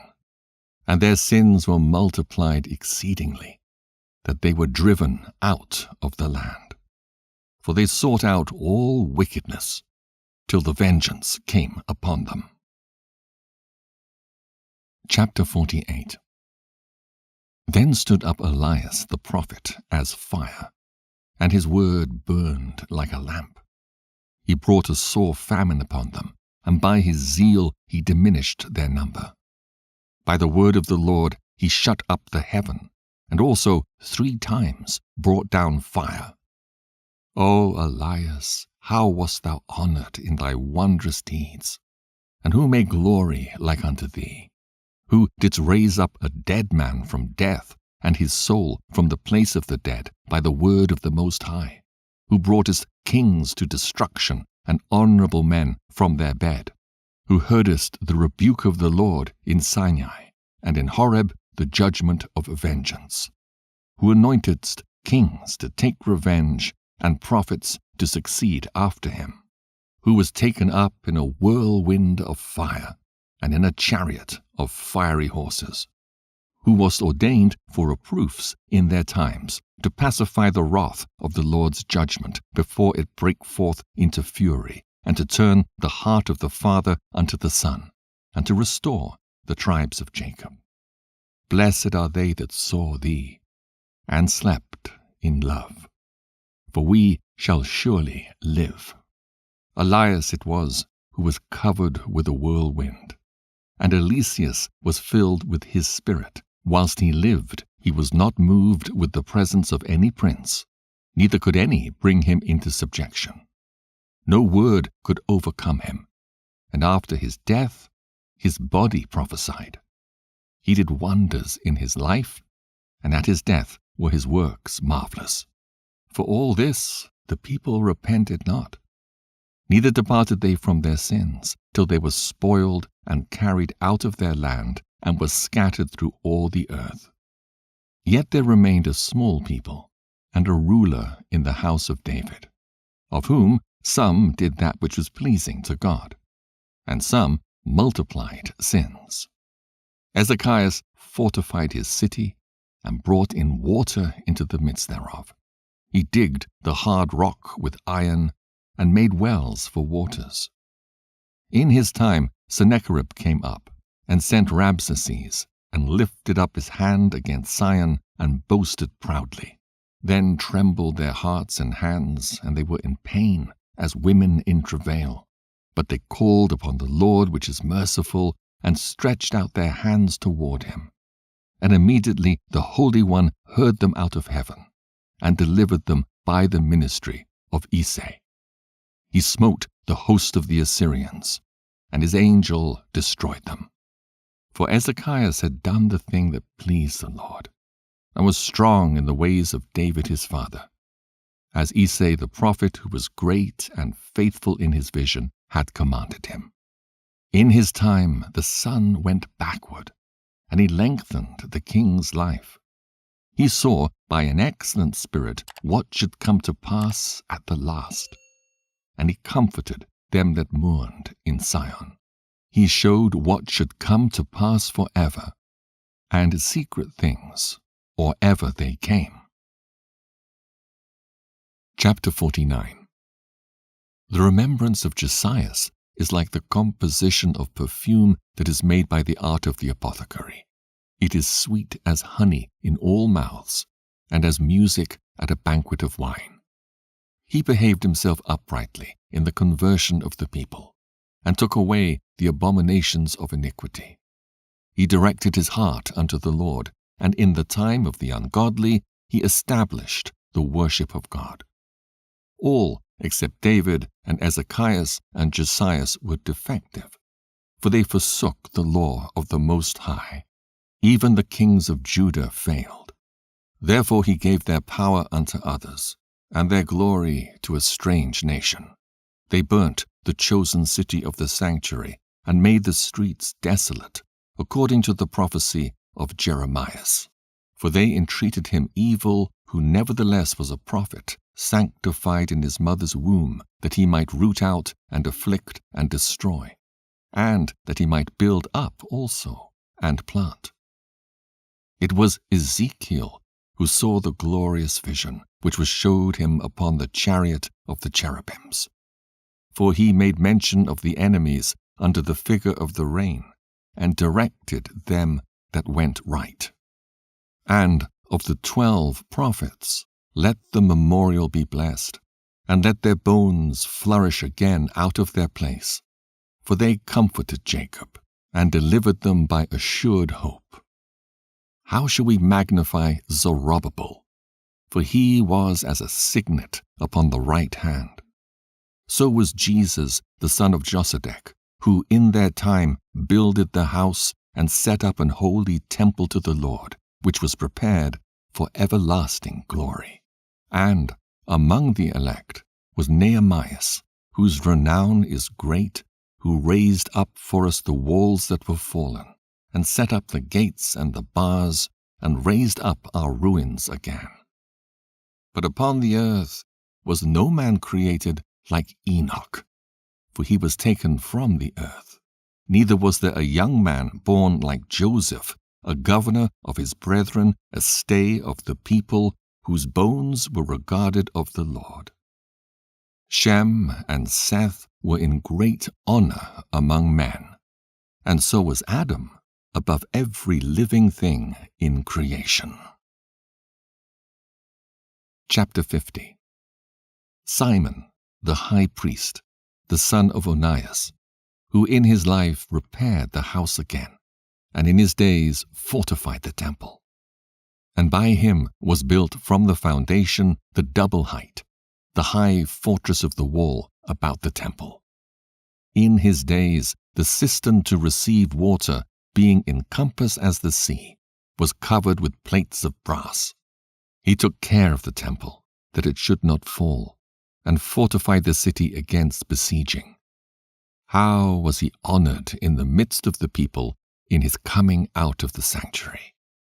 He was as the morning star in the midst of a cloud, and as the moon at the full, as the sun shining upon the temple of the Most High, and as the rainbow giving light in the bright clouds, and as the flower of roses in the spring of the year, as lilies by the rivers of waters, and as the branches of the frankincense tree in the time of summer, as fire and incense in the censer, and as a vessel of beaten gold set with all manner of precious stones, and as a fair olive tree budding forth fruit, and as a cypress tree which groweth up to the clouds. When he put on the robe of honor and was clothed with the perfection of glory, when he went up to the holy altar, he made the garment of holiness honorable. When he took the portions out of the priest's hands, he himself stood by the hearth of the altar, compassed about as a young cedar in Libanus, and as palm trees compassed they him round about. So were all the sons of Aaron in their glory, and the oblations of the Lord in their hands before all the congregation of Israel. And finishing the service at the altar, that he might adorn the offering of the Most High Almighty, he stretched out his hand to the cup, and poured of the blood of the grape.